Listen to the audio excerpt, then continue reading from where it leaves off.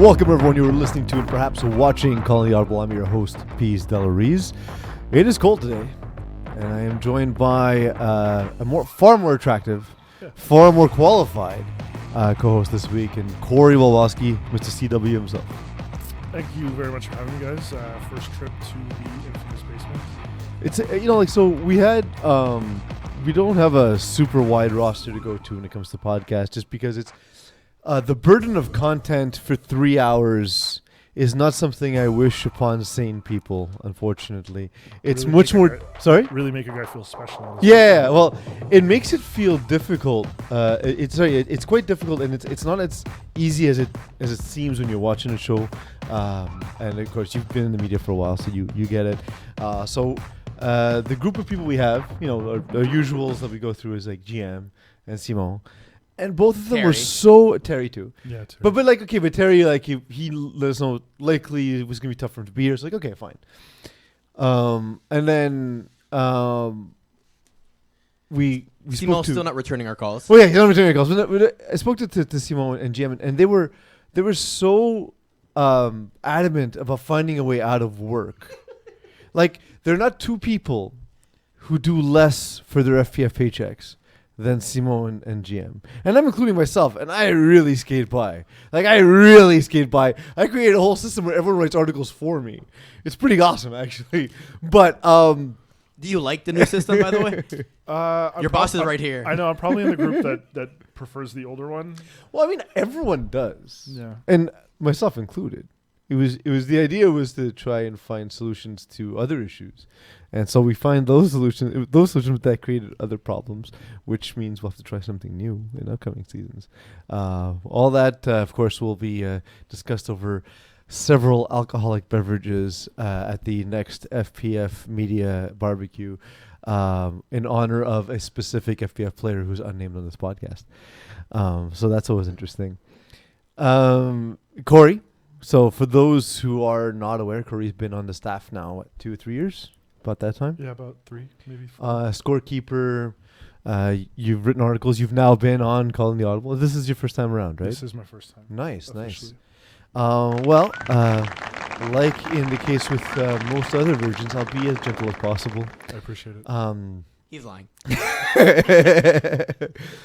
But the thing, aside from that, we want to talk to people about you as well, and your involvement.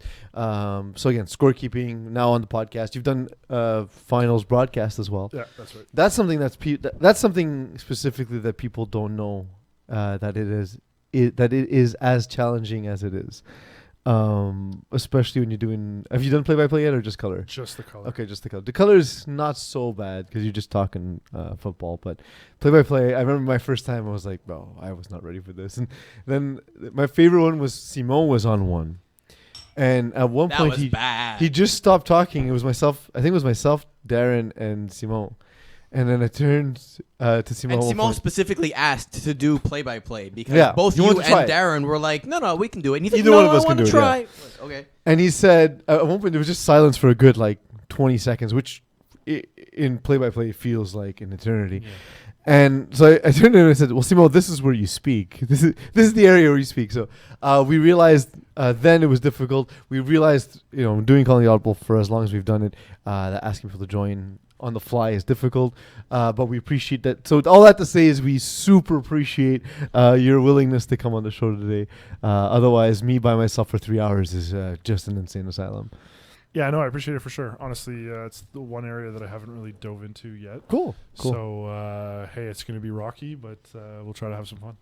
If it goes well, we'll fire someone else, pay you less than them, and increase my salary. That's usually how that's what we've been doing for years. It's great. It's great. There you go. Division 3. Did you see any games this weekend? Yes, actually, I saw 2 last night. I saw. What did I see? What field were you at? Was it Laval, I guess? Laval. I saw. So you chose. It wasn't La Brume. The Brotherhood Jägerbomb? Yeah, that's the one I saw. And I saw. Martin et Le Flag beat up on. Les Loups. That's right. You want to start with Brotherhood Jägerbomb? I have it on the screen for you. There we go. It makes it easier. Still getting used to the setup here a little bit. Yeah, it's a little counterintuitive. I was trying to pull it up on my computer, but let's just work with this. Yeah. So, tell us about your observations of the game. You were there. I wasn't. Yeah, honestly, it was a good game on both sides. I actually thought Jägerbaum was going to complete the comeback. Mm-hmm. The Brotherhood dropped a bunch of balls, made Theo's life a little bit difficult. But then Kwesi just had a couple of big plays that Jägerbaum never really recovered from. The thing I've been saying about Brotherhood, and I say this about not just specifically Brotherhood, but teams like this who are very, very strong defenses, but have offenses that are capable but not dominant. Yeah, hit or miss. Do you think Brotherhood's defense will be enough to carry them through, or do you agree with me that at some point in the playoffs they're going to reach a game where they're going to have to score 5 times? No, I think they're going to have to reach a game to score 5 times. I think that Simon Deschamps made a few mistakes. He threw 2 picks to Theo on balls up the middle. Mm-hmm. And, I mean, that's something that you just can't do against Brotherhood. But I think that the defense has been carrying them so far. We'll see if that continues. But I don't know that they can maybe win a championship game in Division 3. There's a lot of good teams. I am a little bit terrified for Jägerbaum. This was game 6 of the season, so first game of the second half, and they lose it. So I don't know what's going on. But they did well early half, though. So yeah, but this is like uncharted territory. We don't know what happens from this point. Aren't they supposed to go 5-0 in the second half of the season? Isn't that their thing? Yeah. Well, I mean, the matchup there is tough. I mean, these are 2 of the best teams in the division, so this is the kind of game you definitely want to see. Against the they did. Well, I mean, but like that doesn't surprise me. I would actually say that they controlled the game for the most part, except for the big plays, the mistakes by Simon Deschamps. I've had these kind of games. But we actually had this conversation last week privately. But the kind of games where you actually play well but make 2 mistakes, like 1 or 2 mistakes, and that cost you the game. And that's infuriating. That's something that I think Simon Deschamps is going to have trouble dealing with. Because, again, like it's the 3 interceptions. Like, other than that, like the completion percentage is very high. They look like they're moving the ball. Yeah, they were. They did score the 3 passing touchdowns. I guess they only scored 3 touchdowns. So, yeah, it's it. So, and on Converge, too. In Converge, too, they were successful. So, at every phase of the game, other than protecting the ball, they were effective. So, literally, it feels like if he even throws 1 less interception, it's a game that can go the other way. A game I caught part of was Easy Jake Oven taking on Pineapple Express. One thing I'd like to add, too, I'm pretty sure it's only Simon Duchesne's second or third game of the season. So I think that even though Brotherhood made a few mistakes in the game, they're a little bit farther along in the chemistry. Back from Texas. Exactly. So I think that he'll only get better, too, and make fewer mistakes. So I think that this is a really good game that Jägerbaum could learn from. Does Simon Deschamps seem like a steak guy? Who's not a steak guy? There are people like they say like those people are wrong. First of all, there's vegans. No, I know. I agree. That's a big part of it. I agree that no, but there are people who are just no.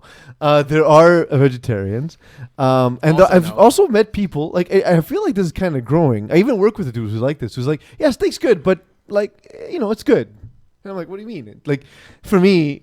Especially when I'm working on the road, one of the things I do is I have to go out and get myself a good steak, and that's the thing I do.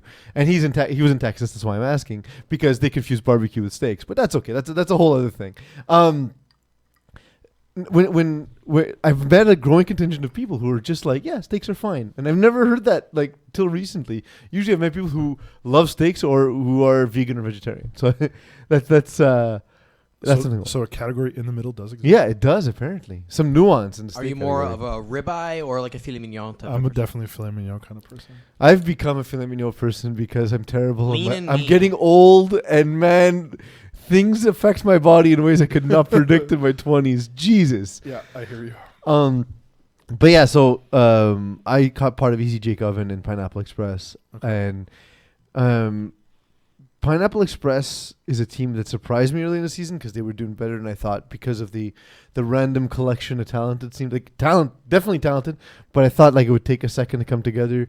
With Chris Olsen, was very much a rhythm passer, and then on the other side there's Easy Jake Oven. I thought this team was going to hit the ground running.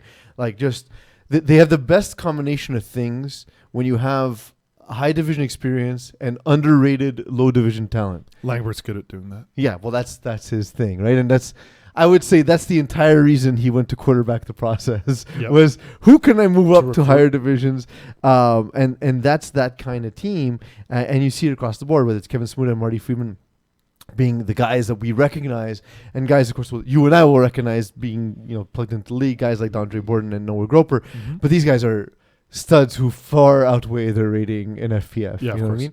And so, but somehow it took Jake Applebaum longer, and I thought he had a system where it would mesh a lot easier, and now we're seeing, of course, what it can look like. They take it to Pineapple Express, winning 43-30 in a game that felt far less close than this. Like first half of dominance, and then Easy Jake Oven just sort of kind of controlled the pace of the game second half. Yeah, this is a team that I saw a lot of early on in the season, and I think Jake would be the first to tell you that he just wasn't playing well. He put a lot on his shoulders. But you almost don't have to with this roster. No, but there was actually, and I was even telling him that his receivers weren't helping out, and they were agreeing with me. But obviously, as a quarterback, you're going to put all that responsibility. I mean, again, the benefits of having you here versus Mo Khan is he can swing it now. Well, yeah, but it's like, but the experience in throwing in higher divisions, you get to look at it a little more analytically and Mo actually hasn't played FPF in a couple of seasons, so a couple of years. So now that you're here, Corey, like what was it you saw that his receivers not helping out? Honestly, just drops, and then that would put them in drops are the worst. Yeah, exactly. Second and 10, third and 10, it's going to stall the drive. Jake would try to do a little bit too much, get into a sack, overthrow the ball, throw a bad interception. Yeah. They just didn't really seem to have it in sync. And as good as Noah is, I actually think he's leading the team in receiving so far this year. And I just don't think there was a chemistry yet with Dondre, and oddly enough with Kevin. That's the thing I saw. And like for me, like I played with Dondre in fall, and for me it was just put the ball anywhere near him. Yeah. And he'll make a play, and I've seen him on other teams where he doesn't put up numbers, and I was like, what don't they see that I saw so easily? But I'm happy to see him get involved, and much more so. But he also has, I mean, you're right. No, actually, it's AJ Rashkevan leading the team now in receptions, but Noah Groper is up there. But he actually has 5 receivers with 20 plus catches so far. So I mean, he is spreading the ball around. Yeah. But yeah, it did seem to definitely take a moment. What was the other game you said? Labrun? No, Lou and Martin et Lefebvre. Oh, my mistake. So Le Lou are new. Very new, very raw. Did it show? Like yeah. They have a lot of very good athletes. Me, Leo, and Tara were talking about a few of the guys. I think Darren Wiltshire plays for Vanier. They have another one. I think it's Jeff Carpentier, number 5, who plays on the Lou, who is like he can just turn it on at any time and run the length of the field. But Emil, I think it's the first time I've seen him play quarterback. He's played with the Warriors in the past, and they just look really raw.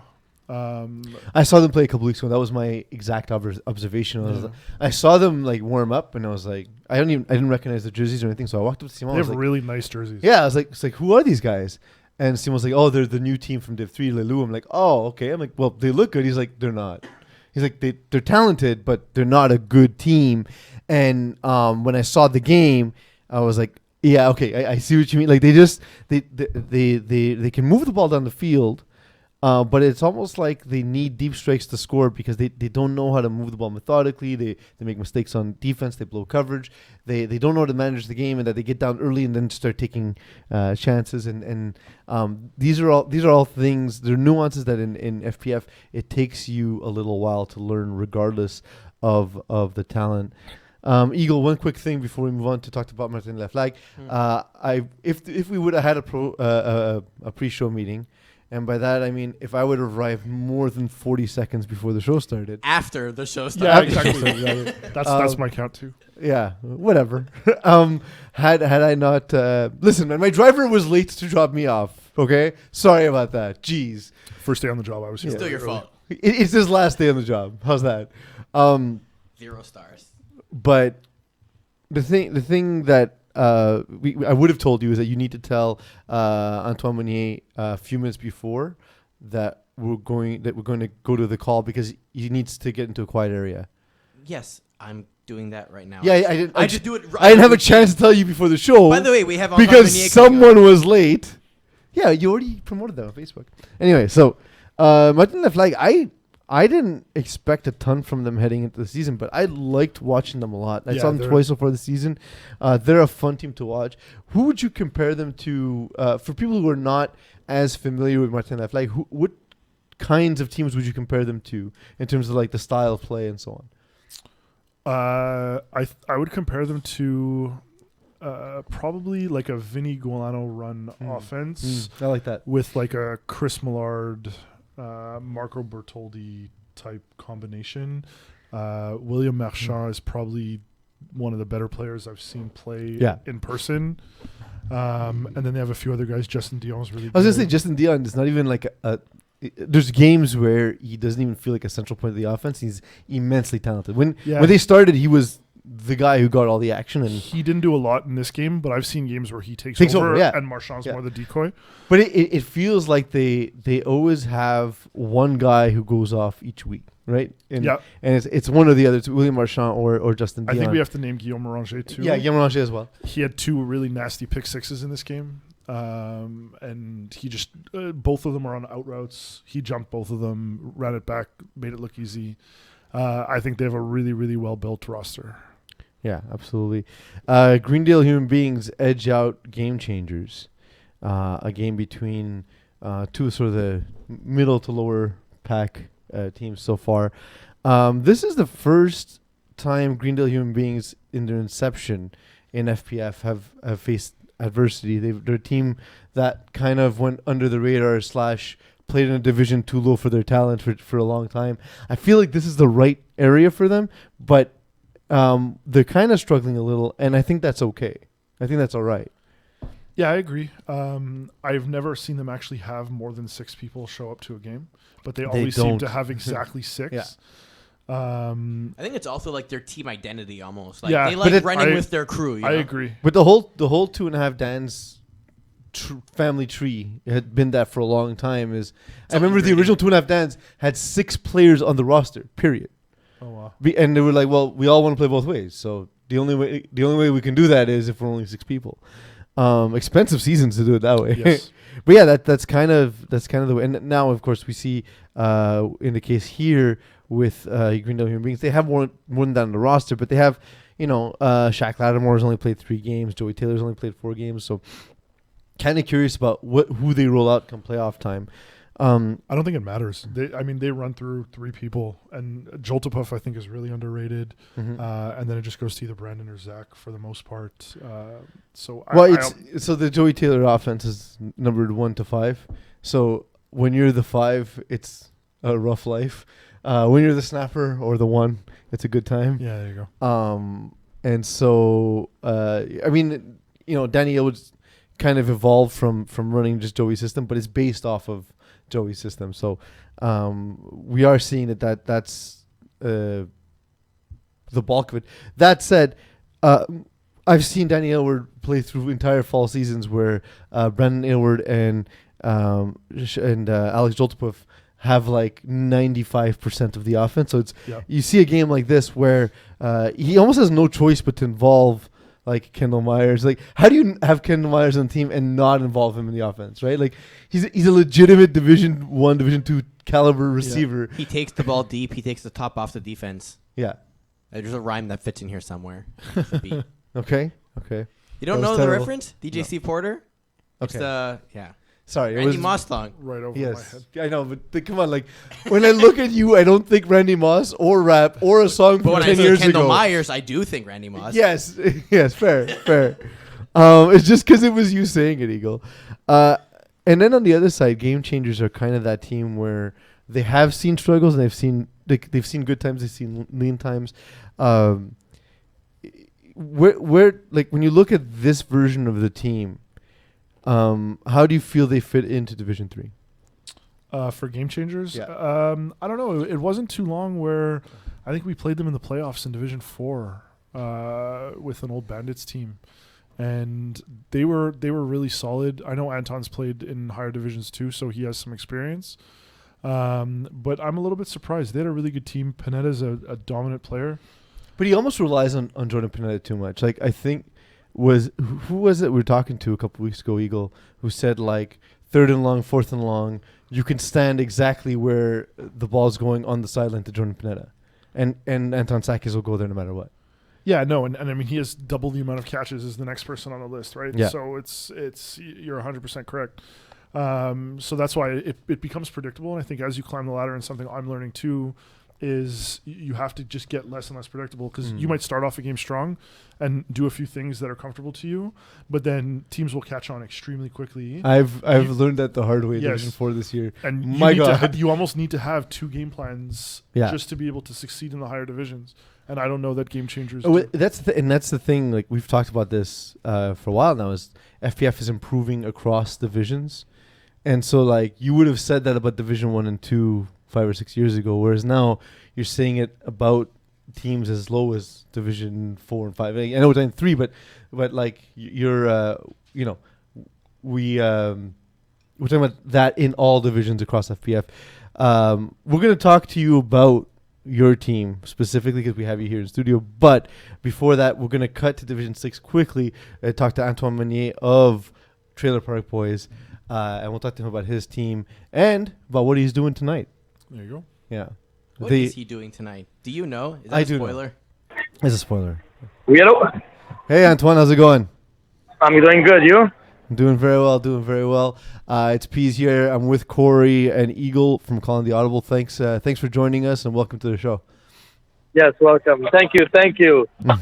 Give me just one moment, please. I'll just get out of the noise here. No problem. He's at an orgy.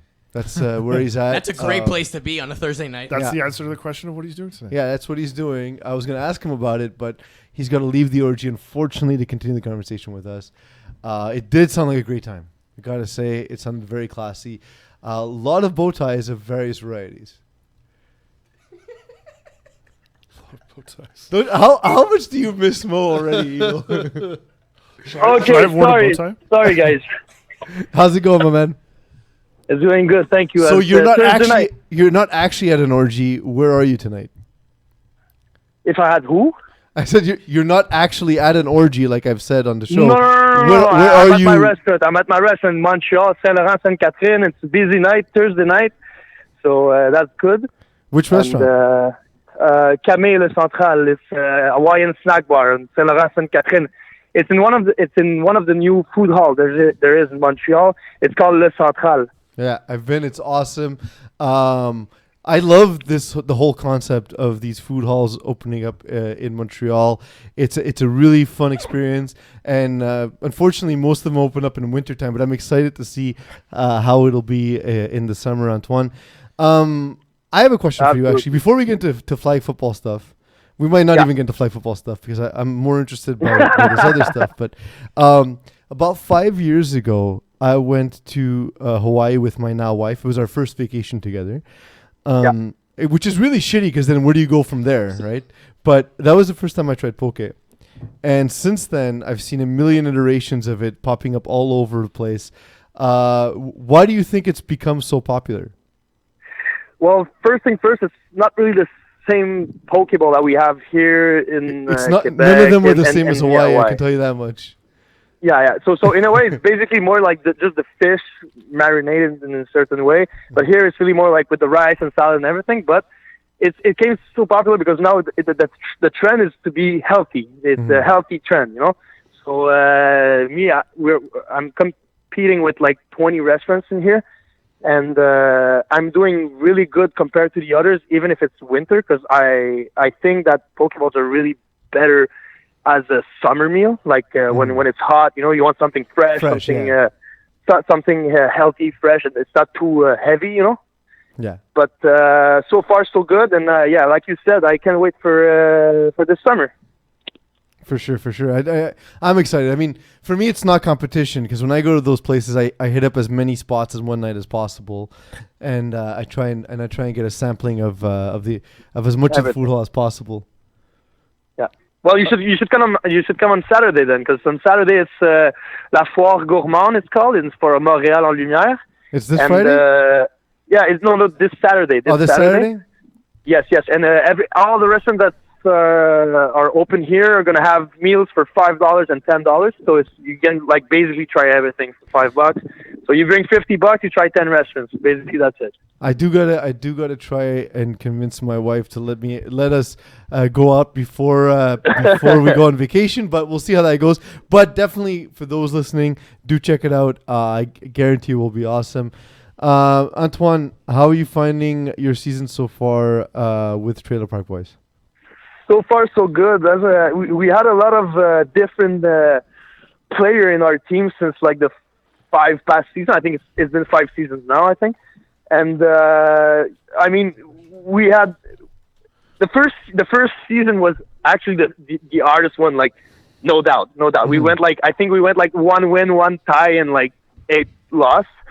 That was a bit rough. Then we changed a bit. I started QB the second season, and I never played QB in my life, so that was like a big big challenge for me. Mm-hmm. And but so far so good. I mean, I play with 2 of my brothers, and all the people in my team are my friends. So every time we go, we show up. The first thing is we want to have fun, you know. Yeah. And we realize that even now we're playing Division 6, okay? And even in Division 6, people are good. People play football. Yeah. People played football. I mean, we're there, and we have like 1 player that played football for more than 2 years in our team. Okay, basically, we're just like big fans. We watch NFL. That's it. But like every game we show up and we're in Division 6. Let's take it easy. But no, you can't take it easy. Even Division 6. Sometimes you face some players that are actually fucking good. That's and it's something we even just mentioned here is the growing level of talent across divisions, and for people like I remember I started FPF in 2011, and I say all the time I wish I would have played quarterback back then, and I wish I would have had the knowledge that I have now, because it was already a hard league to play in, but it isn't what it is now. What have you learned from your first season till now, having played the quarterback position? To handle the stress, because every game, and to handle your teammates. Mm-hmm. That's the hardest part, because everybody wants the ball. Okay, everyone's open. Like everyone's open. Yeah, everyone. Yeah. You throw the ball. Everybody was open beside that person. So the thing is, me, what I try to do, because we're Division 6, we're there to have fun. So I try to pass the more I can to everyone. So, but what I learned is don't check the points, man. Don't check the points.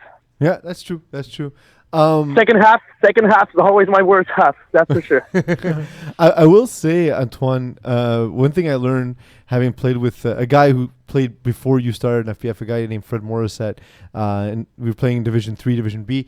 The thing I learned most from him, aside from play calling and all that, was when people go back to the huddle and they would suggest a play, he would spend about 6 seconds on huddle pretending to listen, and he'd be like, "Oh yeah, I'll come to that later," and then call his own play, and like it made everyone feel like they were being listened to, but he wasn't listening to anybody ever. It was like now, unfortunately, your team is gonna know. I should have probably told you in private, but yeah, that was something that really worked for him. Yeah. Don't talk in the huddle. Talk in the huddle. I played against you in the fall, and one thing I noticed about your team, for a low division team, you guys really are aggressive in the flats, and you because you're very good athletes, you also take away the deep pass. Yeah. But a lot of teams in especially Division 6, they allow sort of short completions, like hooks and slants and so on and so forth. Our defense is really, really, I think, the best part of our team, that's for sure. But the main reason that our defense is so strong right now, and since we start, is because of our rusher. Our rusher, William Richard, he's amazing. This guy's amazing. I'm telling you, this guy could be Division 3 rusher for sure. Yeah, I played against him. I can tell you, like, I'm not a guy who even is bothered by the rush much, but he definitely gets there. So the team name, Trailer Park Boys. I guess you guys are fans of the show. Given that it's not by coincidence, because I see the jersey, of course, being the Sunnyvale jersey. No joke. Yeah, it's Trailer Park Boys, maybe. So, have you ever successfully gotten a woman to watch that show? No, absolutely not. Every time there's like, what? Are you serious? Do you come from Longueuil or something like that? I'm like, no, I'm not. But look, listen to it like for 15 minutes. You're gonna find it's funny, and next thing you know, either she left or she sleeps. Yeah. So I try to get. I try to get my wife to watch it, because like once in a while, like I'll like to put on something familiar just to, when I don't know what to watch, it's just something like quick that I can get a laugh and whatever before bed. And she told me that watching it makes her want to vomit. So I was like, well, I guess it's not for everyone. No, you're probably right on this one. That's for sure. I'm actually disappointed in your team this season. I actually thought you guys were going to dominate Division 6. You guys are doing well, but I see a game like this week. Don't forget. This season we had a really rough schedule for us. I talked to I don't remember who I talked to, but like we had 2 games at 11 at Brossard, and most of our people works in the morning at 8. So we have to find subs. And when we find subs, well, it's friends, and they actually didn't play football ever either. Mm. So we have to adjust ourselves. So for sure, if we had our full team every game, that could have been different in some games. I remember one of the game versus Primetime that we got a little bit eat off with that game. And, when we played together, because like as a QB, you're going to know like exactly what I'm going to say. If they don't do their routes well, mm-hmm. it's hard for me to connect. Mm-hmm. And same thing as defense. When you call a play as defense, and the guy doesn't know what he's doing, there's going to be an open spot. And if the team takes advantage of that, well, we're doomed. So Yeah, no, that's definitely the case. What is a realistic expectation for you guys heading into the postseason? Well, like we were talking about last time, I think if I remember well, what you guys do for playoffs is you take the lowest teams and then you put them back in 6D, and the highest in 6D go back in 6 or something like that. If we go back to 6D, for sure we want to go for the we want to finish like first or second, that's for sure. But let's see if we can have a full team. That's the thing. Yeah, that definitely will be important. Yes, we do divide the Division 6 playoffs. As we get closer on the show, of course, we'll break it down, and we'll break it down some articles as well. Try and make sure as much of the community knows about that as possible. It's basically because we don't know a lot of the teams in Division 6 when the season starts. So rather than making the decision without any information, we decided it's best to do it towards the end of the season where we know where the teams best fit. Antoine, and I remember 2 seasons ago, that's exactly what happened to us, because we were in the final in 6D, and we lost to a Division 6 team that we thought that you just like dropped themselves to win the championship. But anyways, so that's basically what we want to do, though. Yeah, it's not a perfect system. We don't know what to do. So again, if anybody has any ideas on how we can improve, please let us know. It has gotten better over time. It has gotten better over time. The Division 6 matchup was ridiculous. It was basically a high school or college level team versus people who had never played football before, right? So at least this way we can throw it a little bit. It's made the regular season better, because what happened was sometimes you would show up, and let's say like a team would show up brand new, and they face like a team like you, Masters of Coin, Winnie the Bish, and so on and so forth, and they would face like 5 or 6 of the strong teams and get blown out, and then they would face even some of the weaker teams and get blown out. But like here, at least they have a chance to compete in a couple of games. So we've seen an improvement in the regular season. We don't have all of the solutions ready unfortunately for the playoffs, but we are trying to improve it every season. Antoine, thank you for joining us. Again, the restaurant is Kame. Yeah, Kame Snack Bar, Hawaiian Snack Bar. And that's at Saint-Laurent, Saint-Laurent. Sainte-Catherine, yeah. Definitely But check it thank out. you guys. You guys do a good job, and I love the league. So that's why we're still playing after 5 seasons. If we had rough ones, we're still there, and we expect to be there for a long time too. Great to hear it. So when I stop by, what should I order? Well, you just pass by. I'll give you a beer to start, and after that, you get a Pokeball. That's it. You know definitely how to get into my pants. Thank you for joining us, Antoine. But Antoine hey, Meunier. Peeze, one last thing. When do I see you again on the field? Well, you got to move up. I can't throw in Division 6 anymore, man. So you got to move up one division, and you'll see me. Okay. So See you soon, okay, buddy? give me 1 or 2 seasons. I'll see you there. Good. Sounds good. Have a Bye. good day, Antoine. Oh, I forgot. Now you forgot. I literally forgot. As you hung up. Yeah. Because he's one of the illustrious 8. Oh, he is. Yeah, I forgot to ask him how he felt to be in the Sorry, do you exclusive know this community list? of. What is the illustrious? The illustrious 8 are a very slowly growing group of quarterbacks who've thrown an interception to Peeze. Oh, nice. There's only 8 of them. I've never done that. Have I I? almost No, had yeah. a pick Okay. 6 off of him, actually. I dropped it. I've almost picked you off twice. Yeah. I dropped 2. Yeah, but One- I mean, that's not to brag about. Yeah, Yeah, you know how many I throw? for Join me, the club. For me, it's impressive. Well, you actually surprised me because I didn't think you were gonna get there. I always like, and I do. There's not a way to say this that doesn't sound like an insult, but it's not. You always surprise me with how athletic you actually are, because you're like a big dude or whatever. But like speed isn't the only measure of athleticism, right? Like your ability to move and your like sort of athletic intelligence and so on and so forth. Like, I have it's an athletic impressive. past. Yeah. Not so much a present or a future, I don't think. yeah. Well, we'll see. it's gonna get worse over time. It gets worse for exactly. everyone. So you know. Exactly. That's the case. So you're presently playing. We'll hit you up with a few questions about you and your team, and then we'll go on specifically into Division 6. But you're currently playing in Division 3 right now, right? Yes. With Bandit Brothers. No, commission. Sorry, Commission. My mistake. I confused the 2 teams. That's okay. So Commission have had a sort of a checkered past with quarterbacks in that Yep. Brent has as many quarterbacks as Cleveland Cavaliers have coaches, I believe, in the last 5 seasons. But how quickly do you think Brent will move on from you? I don't know. I guess it depends how I do the rest of the season. I think it's been okay. I've missed a few games. Mm-hmm. I'm definitely learning a lot playing in Division 3. The biggest lesson of them all is how painful it is to throw in 2 divisions. Mm-hmm. And Like physically painful? physically painful. It's been a strange recovery process throughout the week, and doing weird stretches at work throughout the week, and try to ice my arm some nights, and so that's probably been the biggest lesson so far. I've had most of my games on one night back to back, so it's kind of been okay. Where this week I played on Sunday. I played on Monday and Wednesday. Yeah. And I was sitting on the couch after the game, and I was like, "Why does my neck hurt?" Yeah. Like, and just like I guess I must have done something weird, and your body isn't fully recovered. It's a good point, actually. I've always had it a little bit in the shoulder, but for the first time this week, I felt it more in like my elbow, and I'm just like, oh my god, this is new. I used to. I changed a little bit of how I throw because I used to get a weird elbow pain. Yeah. That's definitely a case. The Commission are a team that are notorious for having a giant roster with different guys who don't show up to games.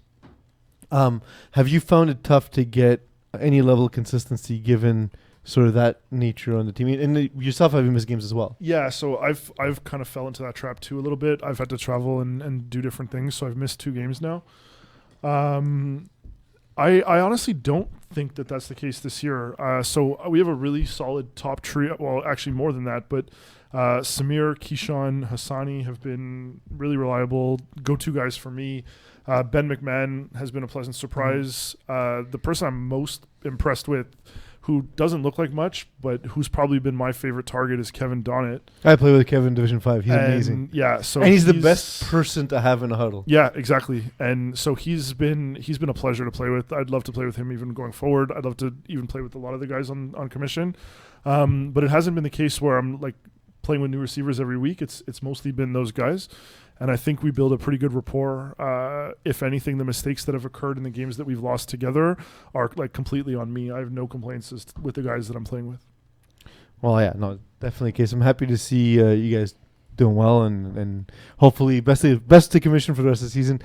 Division 6, what did you catch? Division 6, so I saw what could have beens. I seem to see them every week. My boy Edner always finds a way to keep their game. I always enjoy hearing about his comments after the game because he's always so surprised how they're in Division 6, and they look 6D. exactly. They look like a well-polished team. So they were actually down, I think, by 2 scores in this game. And the first thing Edner said to me was, "Man, it's probably the worst game I've ever seen them play, and they still found a way to win." So I mean, they have a few studs on their team, and they won't stay in 6 for very long. It's a team. So we have specific criteria that place you in Division 6D. So if you're a team that doesn't have 3 sort of familiar faces in FPF, you have to go to 6D. You go to 6D, or if you're a team that struggled in Division 6, you sort of get relegated down. And then similarly, I think that's the only 2 criteria, unless I'm forgetting one. I will say, though, that of the 4 teams that are still perfect in 6D, so that's Trojans, Tropic Thunder, What Could Have Beens, and Les Studs, they all have played the weakest opponents in Division 6D. So their average opponent win rate is 444. So that's the worst. Yeah. Effectively, the best teams on paper have played the worst teams on paper. They just played 7th rounders who I think they went the first 3 weeks of the season without allowing a point. So definitely an impressive win. But we'll see. They're going to get both of these teams will get pushed up into Division 6. I think that proves even more that that's really the only matchup they've won that is potentially eligible, which means the rest of their schedule was a cakewalk. Yeah. Right? Like a real cakewalk at that point. I would say, I mean, they passed the eye test to seem like I was just watching that side of the field and not looking at their opponent. I would think that they were in Division 4 or 5. Okay. They have players that could easily fit into other rosters depending on the experience of the quarterback and things like that. And to me, that's the biggest like change. given the inexperience though, because like talent notwithstanding, given the inexperience in FPF, do you think they'll do well in the playoffs where they're going to be facing Division 6 teams? I think so. I think this is a team that they might even have some success, finish 7-3, 8-2 in Division 5. Okay. With the talent that they have. Sean Brown looks very good. He's a mobile quarterback. So it's more of just him learning the game a little bit. Some people it takes 5 games, some it takes 30. But I think they're definitely trending more towards the 5-game total. Yeah. I caught Suicide Squad and Kings of the North. Kings of the North were a team we were very excited by early, and they've since fallen off. Danny Ostigui seems like he's the full-time replacement now for Phil Osana at quarterback. I hate middle of the season changes to quarterback position because you learn so much game to game as a quarterback, and if Phil Osana has any hope of playing quarterback, he definitely would have benefited from playing at the season. That said, maybe Danny Ostigui is the guy for this team in future seasons, in which case he needs the reps.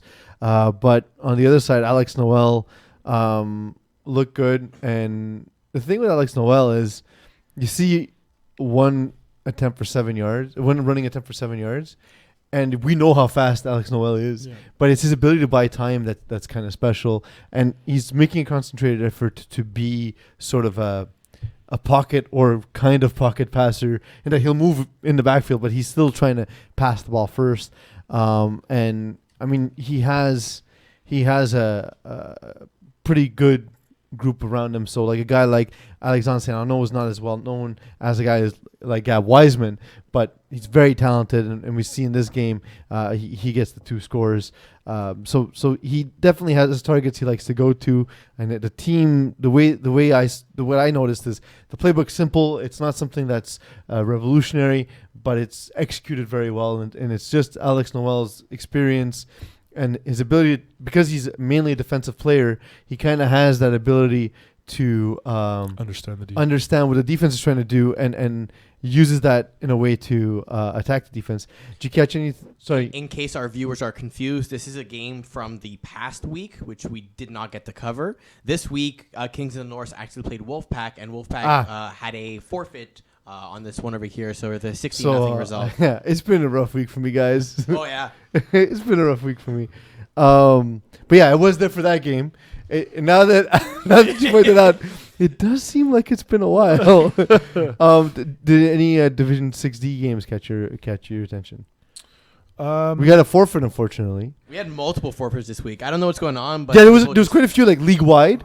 But Zone 6 Ballers reached out to me before the game, to their credit, but it was kind of last minute. Yeah. And we're not able to. It's a midterm week for a lot of people, so. I mean, I guess. Wow, I miss those times. Yeah. Do you? Do you really? Yeah, I do. To be honest, the types of problems you have when you're a student are far easier to mitigate than the problems you have later on in life. So yeah, definitely missed that. Yeah. By comparison. The extra work trumps the responsibility any day.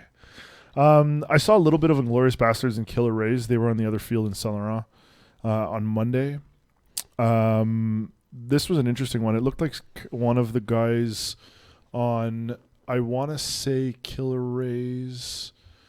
No, it might have been Inglorious Bastards. Dislocated their shoulder. That's fun. And it seemed for a moment that they wanted to just throw the game and say, okay, never mind, like we're done. They're younger guys too, from what I remember. And they were like calling parents and stuff like that. And was it like a nasty collision or just like landed back? He hit the ground awkwardly. Yeah, I've done that. Not fun. Yeah, so I still have a swollen elbow from last week. My shoulder comes out when I just put my hand in the air, just like I guess it's stuck like that now. See, another reason that you don't entirely miss those days of school is you don't need to put your hand up anymore, Eagle. I never put my hand up. I just yelled. Yeah. That's wrong. Eagle doesn't strike me as someone to raise their hand. Ugh. Oh man, I would have failed you on purpose. I would have found a way to fail you. I fell asleep in Cal 2 class only to wake up to correct the professor. I'm like, nope, that's actually incorrect, and I was right. I would have found a way to fail you. Yes, you would have. Yeah. I would have written a dirty I would have found exam. a way to unfail me. Yeah. Call daddy. But yeah, so the I that said, I've been in 2 games where I saw vicious injuries. One was a player who dislocated his elbow landing on the back of a soccer net. Oh wow. And the other one was last season my Snapper JSRC. I was there. Yeah, you were there. Exploded a dude's mouth with his leg, and his leg was bleeding and open. And like in both cases, I remember both teams kind of being like, "Do we have to finish this game or like it's not a fun because they're your friends, right?" It went to overtime, didn't it? Yeah. Well, the McDo actually wanted to like not play overtime and forfeit the game, and I was like, "Well, wait." I said, "If that's like, I can't force you to play, but if that's really how you feel, we'll both forfeit, and we'll make Rob figure out a way for us to play overtime like next week or something like." You know, like before a game or after a game where there's some time. I feel like that's a bit extreme for just kind of an injury. I know, but it's just like I didn't feel comfortable taking a forfeit in the He's playoffs. all about the drama. No, I didn't. If he was a Shakespeare play, he'd Romeo and No, but Juliet. like, we even lost the game. We even lost the game. But my thing is, like, I don't know, like, it just feels weird for a team to forfeit a game to you in the playoffs, like in overtime. You know what I mean? Like it seems. It didn't feel right, like. But it's technically impossible. You're only taking one guy off the field. You can still play with 5. But they didn't want they wanted to leave. Like they were just not okay with. They weren't okay with playing. Anyway, that's we convinced them to play. And for anyone who thinks that the padding that goes on the soccer nets around some of the fields are useless, I once saw a guy run full speed into one reaching for a ball. Full speed. I believe and it. It was like one of those like a Wile E. Coyote moments where he's just running and just smacks the wall. Man, you hear the thud. He was okay, but you're dazed still. So imagine if it wasn't there. I've seen a guy go right out the door in Laval. Yeah. That's how close the door is or the wall is to the field. Just the emergency exit door right outside. Yeah. Doesn't happen in a dome as much, but. Well, so anyone in 6D, if this is your first season, don't worry. We have insurance. It covers. Seriously, we actually do have insurance. It does cover your trip in the ambulance if need be, and your physio and anything else, and blah blah blah. From one injury to another, Jacob Souls done for the year after a pretty gruesome injury with Believe the Hype.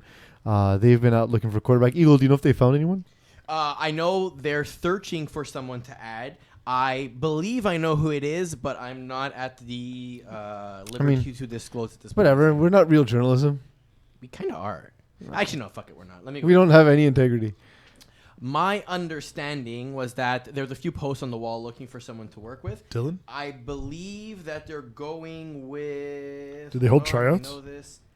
Jalen Grandison is going to be taking over as Oh, quarterback. wow. Yeah, so I spoke to... Well, does he fit the cap on the defensive side? Well, so we said... As long as he fits the cap for the team, he's eligible from a quarterback. Because yeah, I know he is, but first of all, I've played with Jalen Grandison in Division 3. The guy is a monster player.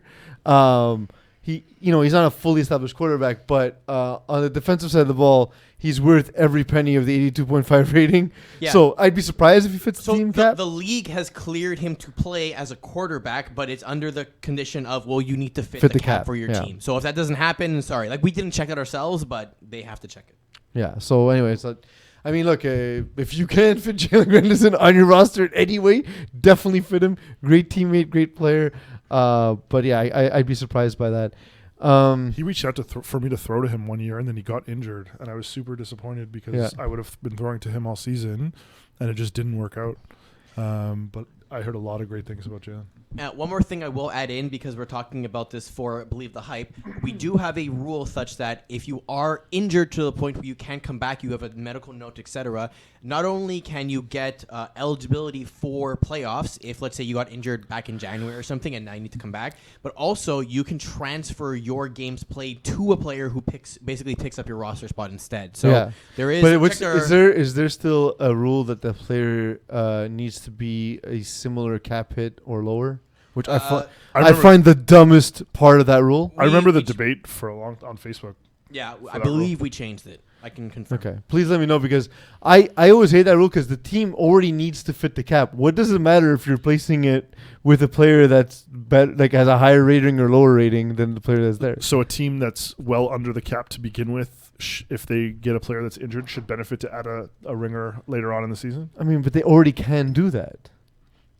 But the games played part of it. Yeah, I guess, but you're providing like a note. A team shouldn't get better from. It's not like it's a physio note, right? It's like it's a doctor's note, right? So like, if a doctor says that player can't play, now you can replace them, fit the cap.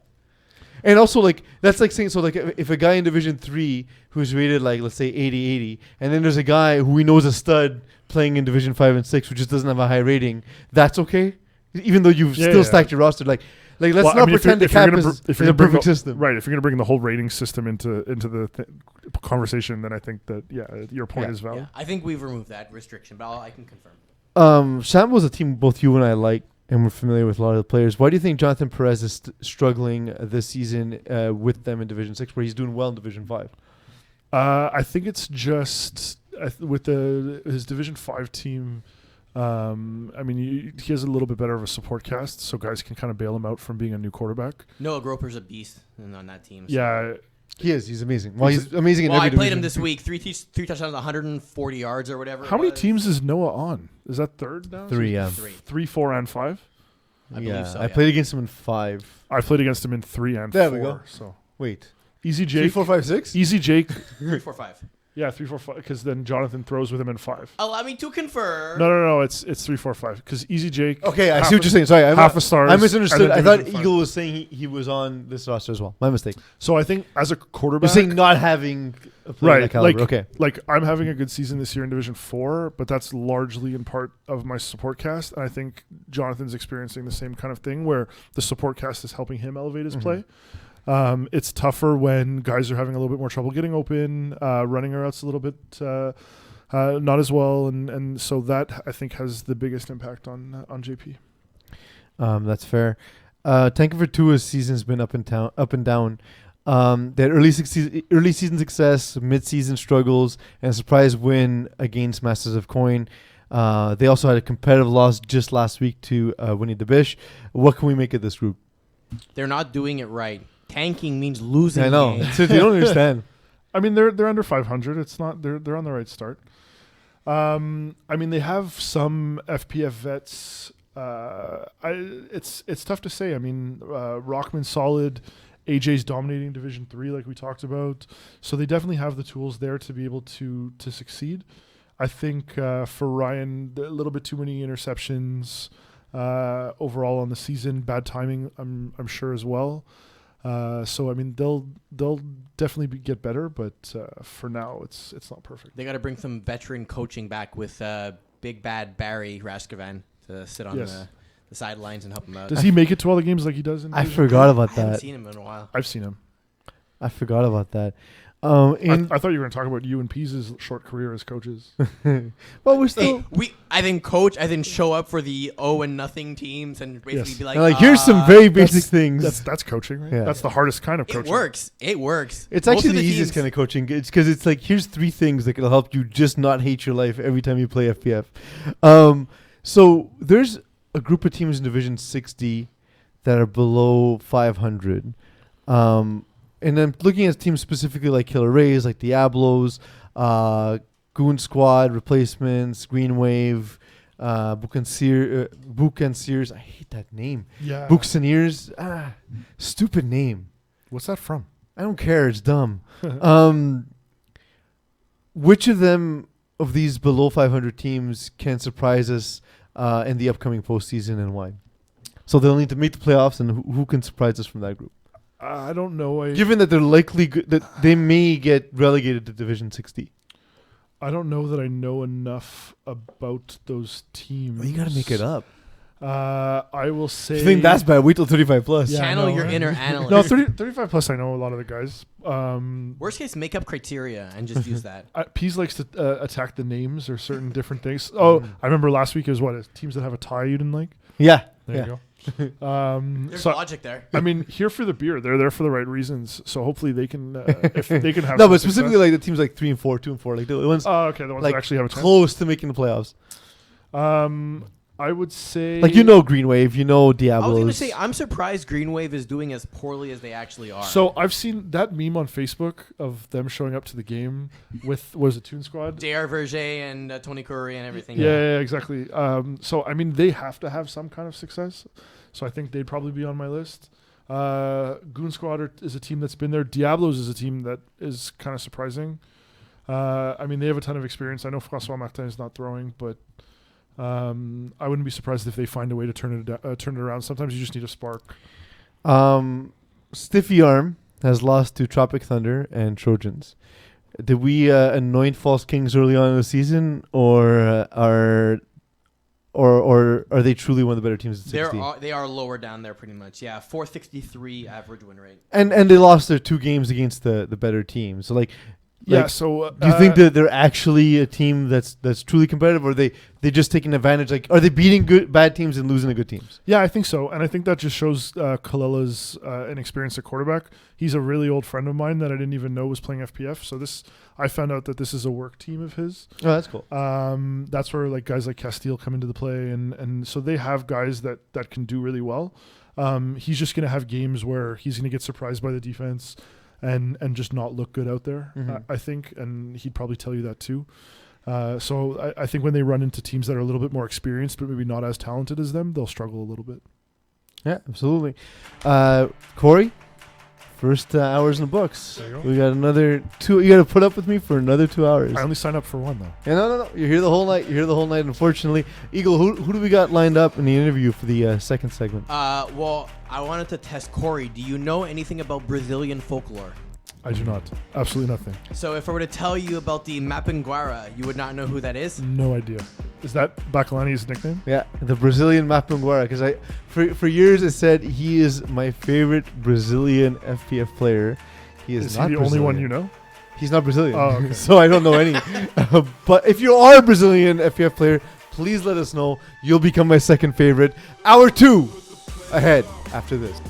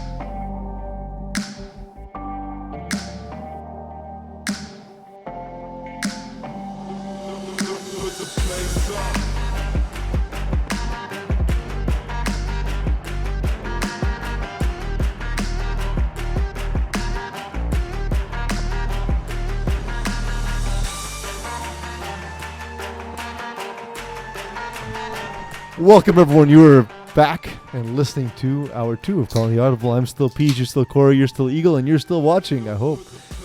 I have not transformed. You have not I was transformed. promised the transformation. I know. Eagle, what division are we in? I was promised what a are we lot of talking things about? to come here last minute. We're going to be doing... Hey, you got a drink That's true. of a potentially alcoholic variety. You even have a variety to choose from. Yeah, a lot of options. I can't say I'm Producer disappointed. produces. Seriously. By the way, you got me the right format of coffee. Like, this is the exact amount of coffee I needed to be able to do a show tonight. McDonald's not a sponsor because you're slacking. Pay us. Pay us, pay Peeze. Okay, they're Kawhi Leonard. Hey, man. Moving the Gatorade out of the way. Yeah. I specifically, after take a sip, move it off screen because they're not paying for it. So this hour, we got Division 5A, 5B. We're going to cover the co-ed divisions. We'll look at the women's division. And like we mentioned before break, we'll be interviewing Alexandre Bachaalani for his insights in terms of how the season's going. Cool. You've seen Alex play, right? Yeah, I have. I played against him too. He's one of my favorite dudes in FPF. I really agree. like him. I agree. I've never seen a more dynamic duo that's exact opposite of Alex and Ryan Carew. What do you mean? Alex probably far more humble, Yeah. whereas Ryan is a blast but far less humble. And then like career accomplishments so far in FPF. One's got all these awards, Yes. and Ryan Kroof's still learning. But I mean, Alex wouldn't get the awards without Ryan too. Yeah, so he yeah, definitely gets a lot of credit. And Ryan's now transitioned into a receiver with Jaegerbomb. well, but like Ryan's like physically, like Oh, yeah, of physically course. gifted, right? So like it doesn't surprise me that he's a very good receiver as well. Yeah. In Division 3. What games caught your eye in Division 5? Let me take a look. Can we pull up the calendar? Yeah, sure, Eagle, no please. problem. I opened the wrong tab because I got fat fingers. It's okay, guys. I feel like I live at the field recently, so it's kind of hard to always remember exactly. Did I catch any Division 5 games? This is 5A, so maybe not. Tough Lungs Laval yesterday. That one was on the other field. Tough Lungs are always fun. I really like. I think his name's Olivier. Mm-hmm. Olivier Delbez. Yeah, he always does really well. I think Tough Lungs just had kind of the more experience here. Lerner's a solid QB. And they just kind of outmatched Rancers. I mean, I know that's not very in-depth analysis, but Oh, I didn't know what it was. I just saw spilling all over the board. yeah, there's water everywhere. Jesus.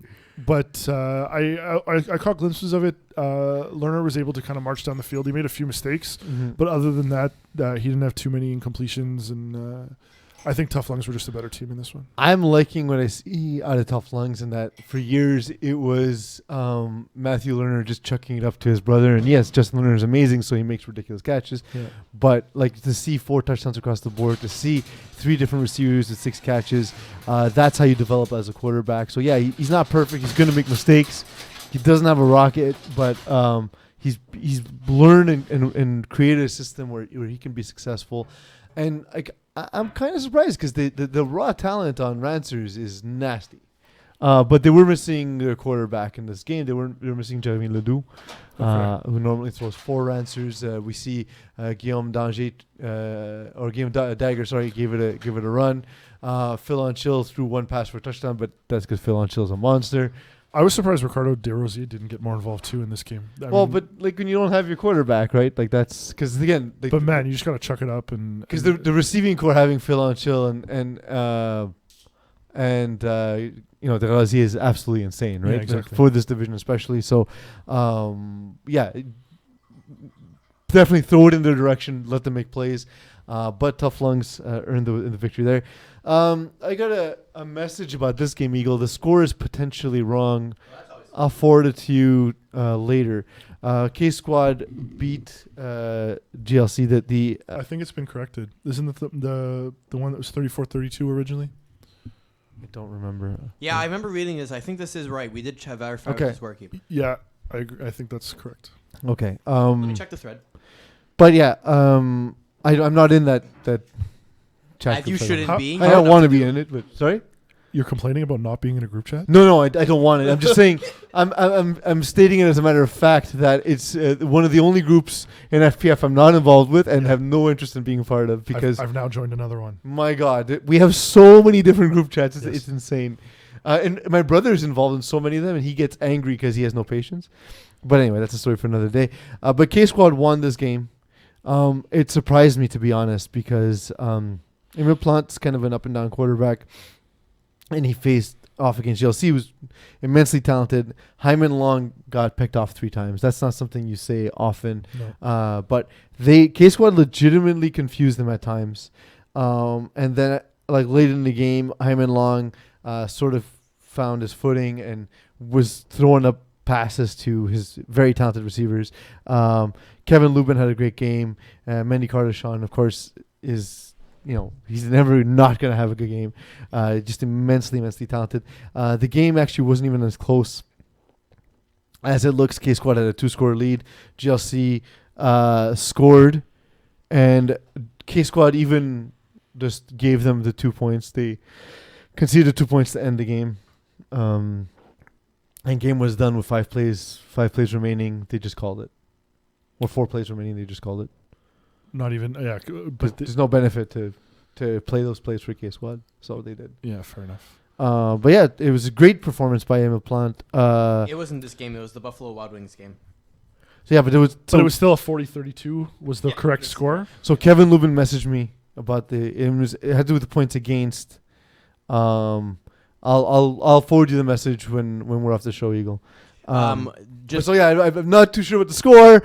So my apologies to everyone involved and for people watching. But we do a Facebook message. I'm being told to tell Corey that he is beautiful and that he has single-handedly made Calling The Audible great again. that's awesome. That's awesome. Thank you, Terry, Thank you, for Terry. not being here tonight because that Yeah. could have been you. So that's what Terry's doing, right? He's finding a way to excuse the fact that he bailed on us. He's just trying to hype it up so he doesn't have to. Doesn't have to be here. Exactly. No. Well, Terry, it sucks for you because you're subbing for me next week and potentially the week after. Oh, I'm not here next week, by the way. I found out. Oh, Terry definitely has to be here So because Terry by himself. he's the only other one who knows how to work the production. So we also need someone else. That's going to be interesting. Simon, you need to get off your ass and replace me. Also, what happens with my article when I'm not here? Just write it anyways. I guess I think someone else could copy paste all the other stuff. Yeah, you say that. It's true. You say that. That takes me. So, first of all, getting you guys to do stuff on time is awful. That's fair. Secondly, to format that part of the article takes me at least an hour. And also, how do you guys ruin formatting on a Google sheet? Marc-Andre does on the 8. I'm looking at you, bro. Like, just fill in the blocks. Fill in the blocks. But yeah, so we'll have to sort that out as well. So yeah, in addition to that, I saw that game. Any other Division 5 games catch you? I have one more in 5A. I will do Balls Deep Old School quick. I didn't see a ton of the game, but Balls Deep just dominated Old School. I don't know if that's their regular QB or not. Justin Weir? For Old School. Yeah, Jonathan Brown. John Brown's good, though. But he did not look good. I'll tell you, one of the reasons why I wanted to bring it up is because, so I had an interesting conversation with the refs. There was a very clear pass interference penalty. Mm-hmm. It was actually Against who? It was against Old School. So Balls Deep were the recipient of the missed call, if that makes sense. And What do you mean recipient of the missed call? So they're the ones that lost out by not getting the call. But why? What? So okay, the ref saw it. Let me why didn't they clarify call that. it? Justin Weir tossed it deep to Matthew Peacock, who basically got body checked by a defender. Actually, it was Rob White, actually. And both refs, I won't name them, said that they weren't sure the ball was catchable.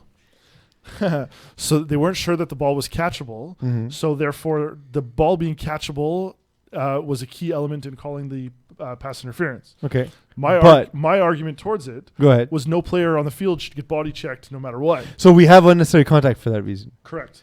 It's a non-contact. So this bothers me because it's not a single Eagle. I don't know how far into the show we are. I forgot at the timer. Fine. I got you. Nice. Let me know just so I can add to it. it's happened to me where I'm told, well, it's because it wasn't catchable. Right. And I said, well, but correct me, but Any FPF's a contact. non-contact league. Right. Any contact should be a flag. Of So some kind. you're saying that if the ball was catchable, it would have been a penalty, right? Exactly. So now that it's not catchable, why is it not unnecessary contact? Exactly. And I don't understand. That drives me insane. It aggravates me that it happened in another game, even though I wasn't even involved in that game. Yeah, and I was just super surprised. And it's exactly to your point. I mean, it's a non-contact league. Any kind of contact on the field should result in a penalty of some kind. Mm-hmm. And I've had that argument used even when two players collide. Well, the penalty's thrown, even though they're both going for the ball, the penalty's thrown to avoid the contact from happening in the future, even though there wasn't any like malcontent. Yeah. So to me, that should have fell into that same category. Yeah. I mean that's why the rule is not particularly penalizing. It's only 5 yards. So, like, it's not like you're truly changing the drive or anything. You know what I mean? So like, Right. definitely, if you see the contact, you got to call it. But overall in this game, just want to say, Balls Deep, they looked like a class above Ryan. They have a really solid roster. Old School had some really good playmakers on their side too, but they couldn't get anything going. The name is fitting. John Brown was successful in a period where FPF was less dynamic across divisions. Okay. Defenses were more stagnant, and his play calling has gotten a little bit predictable to a point where I've played with teams where we've played against him, and the defensive play caller has literally told guys, stand here, the ball's coming, and it's going to hit you in the chest. Oh, wow. And it's and he's not played consistently enough to improve. So is he actually the quarterback for the team? I can For check. Old School? Like full time, yeah. I'll check. Or you Just can because I have a different tab. Well, yes. yes. Based on attempts, yes. It looks like Rob played one game. Yeah. So I mean, like, 15 and 10. That's exactly that. It's quarterback who's not playing up to the caliber of the competition at this point. And nice guy and an intelligent guy. So I hope he keeps playing and I hope he keeps pushing through at the quarterback position, because that's the only way you can improve. I was there for the Ducks and Cover Les Voyous tie. So tie, vomit, unfortunately. Yeah. The end of the game ended with Matt Demont chucking it up in the direction of Renaud Saint-Laurent because... Oh, actually, it was Anthony Pelletier. It was a throwback play. Anthony Pelletier threw it up. Renaud Saint-Laurent went up to try and catch the ball, but he was mobbed because everyone knew he's the tallest guy in the field because they have eyes. And well defended by Les Voyous. Like, you can't even say it was a penalty, other than, like, incidental, like... I know we just had the whole thing about contact, but you know what I mean by incidental contact, where guys are like, have their hand on the guy or whatever, but no actual pushing, no swiping at arms and so on. Just well defended. Ducks and Cover didn't seem particularly thrilled with the result, but it's a game they controlled early. I looked over because I was playing at the same time, so I looked over and I saw like they seemed to have control. They allowed a late score to Les Voyous in the end of the first half, and then in the second half they really just couldn't get things going offensively. It's a game I think Matt Demont was pretty sure he had in his pocket. They even got the defensive score from Guillaume Pichet, but yeah, it was unfortunate that they couldn't finish it out for them. Unfortunate for them anyway. How is there 58 points scored in the first half to 18 in the second half? So I don't know if it was just the scorekeeper, but it did feel that way. Like, it felt like first. Okay, I could have been a scorekeeper late. Late switch. But it's kind of that. Like, it was kind of really, really fast paced in the first half, and then kind of eased up. Again, it's hard because I was playing at the same time, so it's just how it felt looking over when I wasn't on the field. But it did kind of feel that way. Although, looking at the numbers, it does seem like it may. The scorekeeper may have forgotten to change the half at the right time. How much more can Matt Demont do in this game, though? 19 for 26 to almost 200 yards, 4 TDs. He ran for a touchdown, which he hasn't done in a while. Like, he's not even a scrambling quarterback the way he used to be. Like, this is just, I'm going to say a fail on the defense, but from a QB perspective or an offense, you can't expect better. Was there anything caught your eye in Division 5B? Let me take a look. I'd like to remind the viewers that this was fairly last minute. Thanks, man. I appreciate it. I was there for A-Town Southside Speedsters. Actually, I caught 2 games last night, but I'll talk about the first one, and then I'll let you do the next one, and so on and so forth. A-Town looked good, and I don't understand why Southside Speedsters weren't as effective. Ben Reed just didn't seem as effective as usual. He was overthrowing a lot of players. Just seemed off rhythm. And like he's a guy who has improved a lot. And we'll talk about Ben Reed specifically later in the show. But on the other side, Eli Hicks just sort of capitalized on good field position. And there was just some really smart play designs and just patience, which would I take away from it. I saw him sort of move by time and then find, I believe it was Kenzie Joseph in the back of the end zone as his like third read. I was really happy to see that kind of work out for them because A-Town's been a little inconsistent, so it was cool to see Eli Hicks have a game where he was more effective. Sorry, I was trying to find a game that I saw, and I don't think I've seen a 5B game. Okay, well I'll cover. No, but what I do want to bring up is I talk a lot about them in my articles because I tend to see a lot of their games in Laval. Mm-hmm. But it's 2 straight weeks now that I noticed that the Warriors completely dominated an opponent. Mm-hmm. So if you want to pull up the Warriors Brewers game, that's a mismatch right there. Yeah. I'm sorry. Like I love the Brewers to death, but Jesus, man, the and Warriors. it doesn't look like they had their QB. Isn't it? It's usually Labonte that plays QB for them. No, For who? for the Brewers. No, not Labonte. It's I know this too. yeah. Jeremy. Jeffrey Lefebvre. So either he wasn't wearing a number or he wasn't there. Well, I mean, like we see 12 attempts for Jason Stevenson, and five for Stephen. Oh yeah, okay. So I thought that was wow. Okay, so yeah, it looks like he wasn't there, but I think for Mike Solomene, he's developing really well as a quarterback. He's not just relying on his brother. Confirmed he was not there. So that plays a part too, because even Lefebvre's a huge part of their defense also. They were also only 5 players in this game for the Brewers. Okay. We played them in fall and we got the win, but I walked away really impressed because before the game I told it was my fall team, so I told Justin Blanchard like just take away his brother and don't worry. And he just was really good at marching, and like on top of that we knew like to go deep, so like he's gonna go deep, take away his brother, we should be fine. And like he made one mistake, and that was the only interception. The only stop drive in the game was that. Yeah. So like it took us having to score every drive to keep up with them. So like, and we had a super strong like roster by comparison. We're more established roster anyway than Warriors in that season. And it's my Division 4 team basically. Yeah, and guys, people don't know like Peter Janis, Savas, Stephanitis. They eat up the short part of the field, and they're good little route runners. And I like Mike's placement of the ball. Yes. Like even when a guy is covered, he knows like where to put it so that it's not defensible, where it's like it's a catch or a drop or the ball goes out of bounds, but it's not going to be intercepted. It's not going to be knocked away. And another thing too is like he'll throw it to a guy's open side. So like the guy's running a hook, but like there's no defender on his right side. He'll throw it so his guy can get yards after the catch. Like just really good ball placement. I don't think he gets enough credit for that. He's a guy who like I want to say he threw 96 touchdowns in his first 2 seasons in Division 6. And I was like, wow. How did he get a second season in Division 6 after that? You know, so like definitely glad to see him doing well. I was actually at the Mean Girls Goats game. Okay. This was surprisingly good.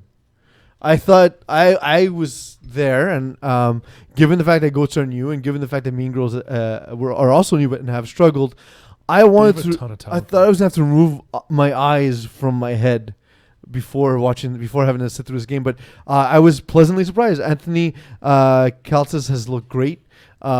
He's a very good athlete. His ability to take off is just like he has like another gear. It looks like he finally got a number too. Yeah, it's true. He did have one. I was there. I can attest to it. And it just seemed like a more cohesive team. And then on the other side, Goats moved the ball well too. And the way both teams played was absolutely similar. Like very similar to each other in terms of like the actual outcomes and the fact that both quarterbacks threw 4 touchdowns, 2 interceptions. They both were able to move the ball down the field. It was impressive to see Goats keeping up and Mean Girls having improved from where they were early in the season. So really, really, really happy to see that. And it was just happy to be able to enjoy that kind of game because I really was like, I really don't want to see this 12-6 garbage game. Like I didn't expect much from either team. And I've been talking to Stephen Lombardi because we played them early in the season, so I reached out to offer some help if they had any questions and so on and so forth.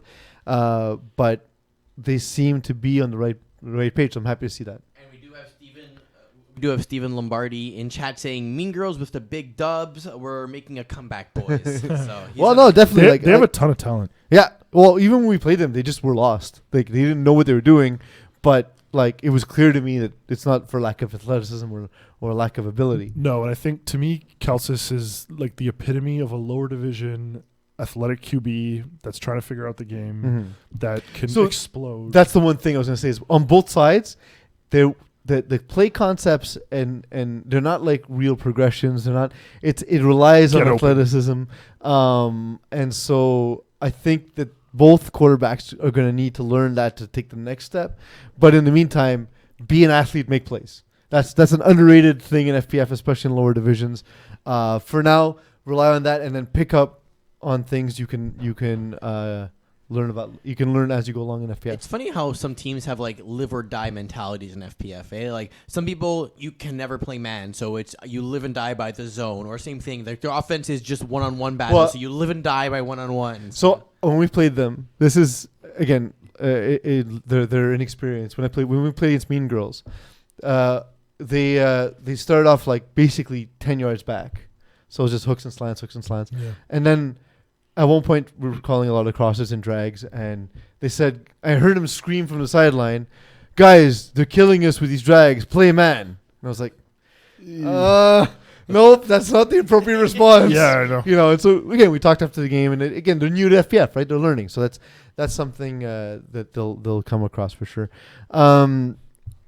Eagle, how many minutes of the interview? 2 minutes. 2 minutes? Okay, so I'll get to one question. Ice Up finds themselves in the middle of the pack. Is there an issue here, or will they be a low seed force in the playoffs? I'm surprised that, and I mean, if it's the same roster that I'm used to. It's actually, I think it's even a stronger roster because they have Shaq Lattimore and Jordan McInnes. They have Max Marini throwing. McInnes has only played one. Mickey Marini throwing. McInnes only played one game, it looks like. That changes things because he was there when I saw them, so my mistake. Yeah, I thought he was on there full time. No, and he obviously changes their team completely.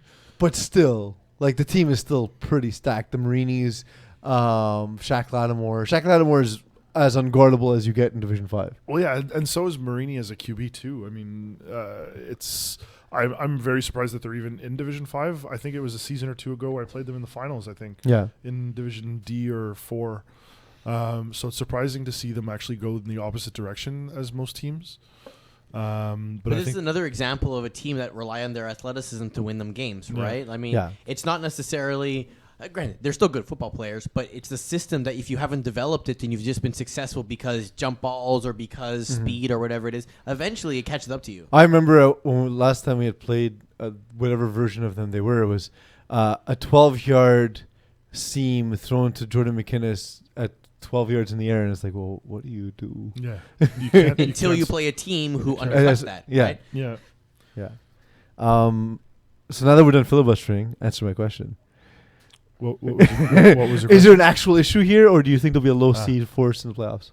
No, I think there'll be a lower seed. I think the call's coming in, but they can't hear the dialing, so you can talk through it. Sorry. Alex Bachaalani now joins us, so Corey still hasn't answered my question. Yeah, I'm figuring it out. Alex Bachaalani of Finessers, how's it? It's okay. Mo knows this and still hasn't figured out.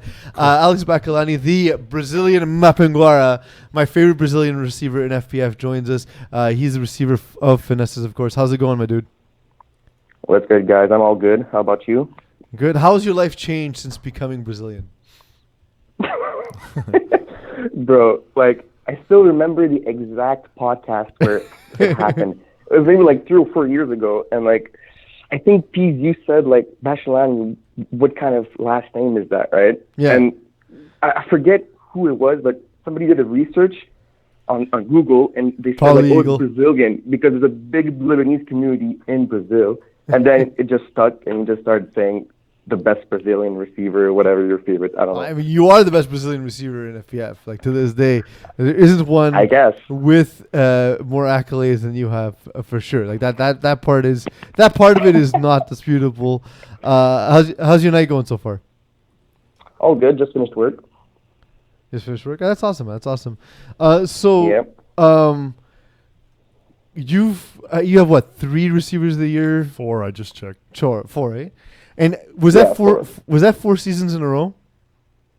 It it was supposed to be back to back to back, but there's one season between the third and the fourth one that I didn't win it, and it was when I played with you, Peeze, on. Oh yeah, well, that was a weird season I'm where so happy we know that. I got hurt, and I got hurt in the second week. I had a gardening injury, Yeah. As we all do. as we do, and it was such a weird injury that I could do everything, but I literally couldn't throw a ball. Like I couldn't get it to Eagle. That's not the injury. no, but like seriously, so like I'd be able to like pick up the ball no problem, and I felt fine. And the second I would release it, it would just fall out of my hand. I would have no strength to release, and it was swollen. It was just awful. So John Larissus took over, and so like as much as I do turn the ball over, my offenses are more dynamic than John Larissus's continual triple slants and hooks, and so. Alex did not get the stats he was expecting that season at all. But still a fun season. I had a great time. No, yeah, exactly. It was a fun season because my boys weren't playing, and I was for sure gonna play that summer. So it was a cool experience. Met new guys, and yeah, I ran a lot of 5-yard hooks and 5 yards out, but it is what it is. Yeah. Well, you know what? To your credit, Alex, again, you showed up every week and did not complain about it once. So definitely, was a good experience for everyone involved. Yeah, for sure. So we've talked about it a lot on Calling the Audible, and I'm sure you guys are even tired of hearing it, but we actually get to ask you about it at this point. When you see Ryan Carouf, he legitimately looks like Superman. Why is it that we haven't seen him truly succeed on a consistent basis in FPF? It's a super solid, it's super simple answer, actually. He just doesn't care. He doesn't give a fuck. He comes to Fair. games late. He doesn't even know what's the schedule. We need to remind him every time. Like, oh, damn, okay, I'm coming. Like, he just doesn't care. Like you said, talent-wise, he's, like, honestly one of the best, if not the best, just pure passer in FPS. Mm-hmm. But just the mental aspect isn't here because he just doesn't care. He cared one season only, and I think it was the last season when we actually finished like 8-2, I think, and made a deep playoff run. Mm-hmm. He actually cared that season, and he had like he made the All-Star. You know what I mean? But other than that, he just doesn't care. Alex, so if you Google the word finesser, it tells you it's a person who schemes or manipulates. So I wanted to know, is that the strength of your offense, or is it basically just to feed you the ball and win games? No. I guess I used to get fed a lot, like when we started playing in FPS. Then it kind of calmed down since Nirosh came, because Nirosh is like an absolute stud. And now we just have a bunch of weapons, so everybody gets everybody touches the ball. But I guess I get the most because I have the most experience. And I usually don't drop balls, so I guess the stats reflect that. But no, finesser is just like a thing that actually Ryan came up with it. It's actually Ryan that came up with it. Hip hop culture. We're trying to finesse people. We're trying to get like the upper hand on them. You know what I mean? It's just a fun thing that stuck, because we used to be named the Pandas before, but we just realized it was hella lame. So we changed to finessers with the gold chain on the t-shirt, and that's what it is. I actually had to hold Ryan's gold chain for him last night at the Jagerbomb game. Classic. So he does this to every scorekeeper. Ah, nice. That was the first time I've had to do it. So He could just not wear it to the game. Yeah. No, he's then gotta he's have not it. finessing. Exactly. Like I don't wear my watches to the it's, game. it's part of the charm. Yeah, I guess so. So Corey, you don't know this offhand, but I'm gonna pretend like there's a chance you know this. Do you know how many touchdowns Alex has caught in 87 games played in his FPF career? I don't. I'm gonna guess it's more than 87. Yeah, though. take a guess. I'm gonna say 120. 114. 114. So 14? 114. Okay. So you're, and again, due to that one season with supplying command, that's why it's not 120. That's only regular season, by That's the way. only regular season, yeah, of course. Yeah, So impressive. playoffs, there's another 8, and if we count tournaments, actually, I don't think you played fall. No, I never played the fall. Yeah. We'll get there. I tried to finesse him onto my team. It didn't work. I was actually hoping that finessers were in Division 5. I was gonna ask him if he could play Saturday, but So I like the thing is like I don't like I'm happy to be talking to Alex Eagle, but why are we doing this during Division 5? Because we have met Lepage later, and he's 1 and 2. Okay. All right. Anyways. why not? Alex, could Because make an why argument. not? Alex, so this season, given the fact that you've got your sort of your feet wet with the games you've played so far, who have been the greatest challenge for finessers? The greatest challenge, honestly, I'm really no disrespect to any of the teams. Like they're all pretty good. It sounds like there's we're gonna be all, some disrespect. we're all the though. same caliber. We're all the same caliber.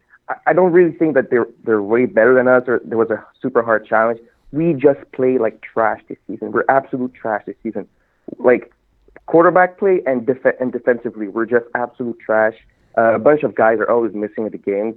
So honestly, like it's not like we had a hard challenge. It's just that we're doo-doo straight up. Mm-hmm. But I think the biggest challenge is going to be this Saturday. I think we face the Ballers and they're undefeated.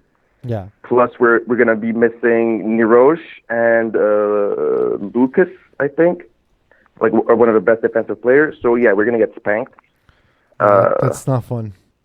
And Yeah. just so like And you have ballers have the hardest schedule, and they're perfect. yeah. So just so you know, B-Ballers cowardly joined Division 6 last season, where we didn't know anything about them. They're placed in Division 6D because they're cowards, and Not the criteria you mentioned before. well, because they only had they had Gab Wiseman, yeah. and in another FPF player.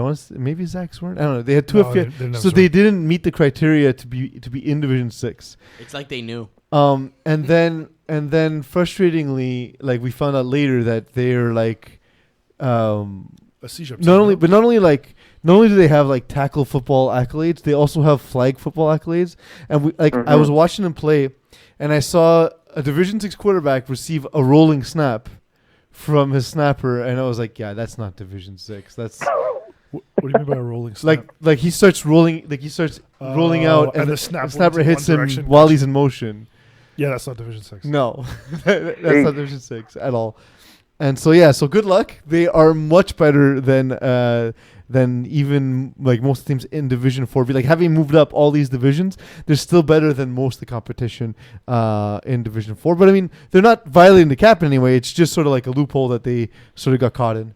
Yeah, they're rookies in the league, so obviously and they started Division 6, like you said. They can't just fucking bump to Division 1.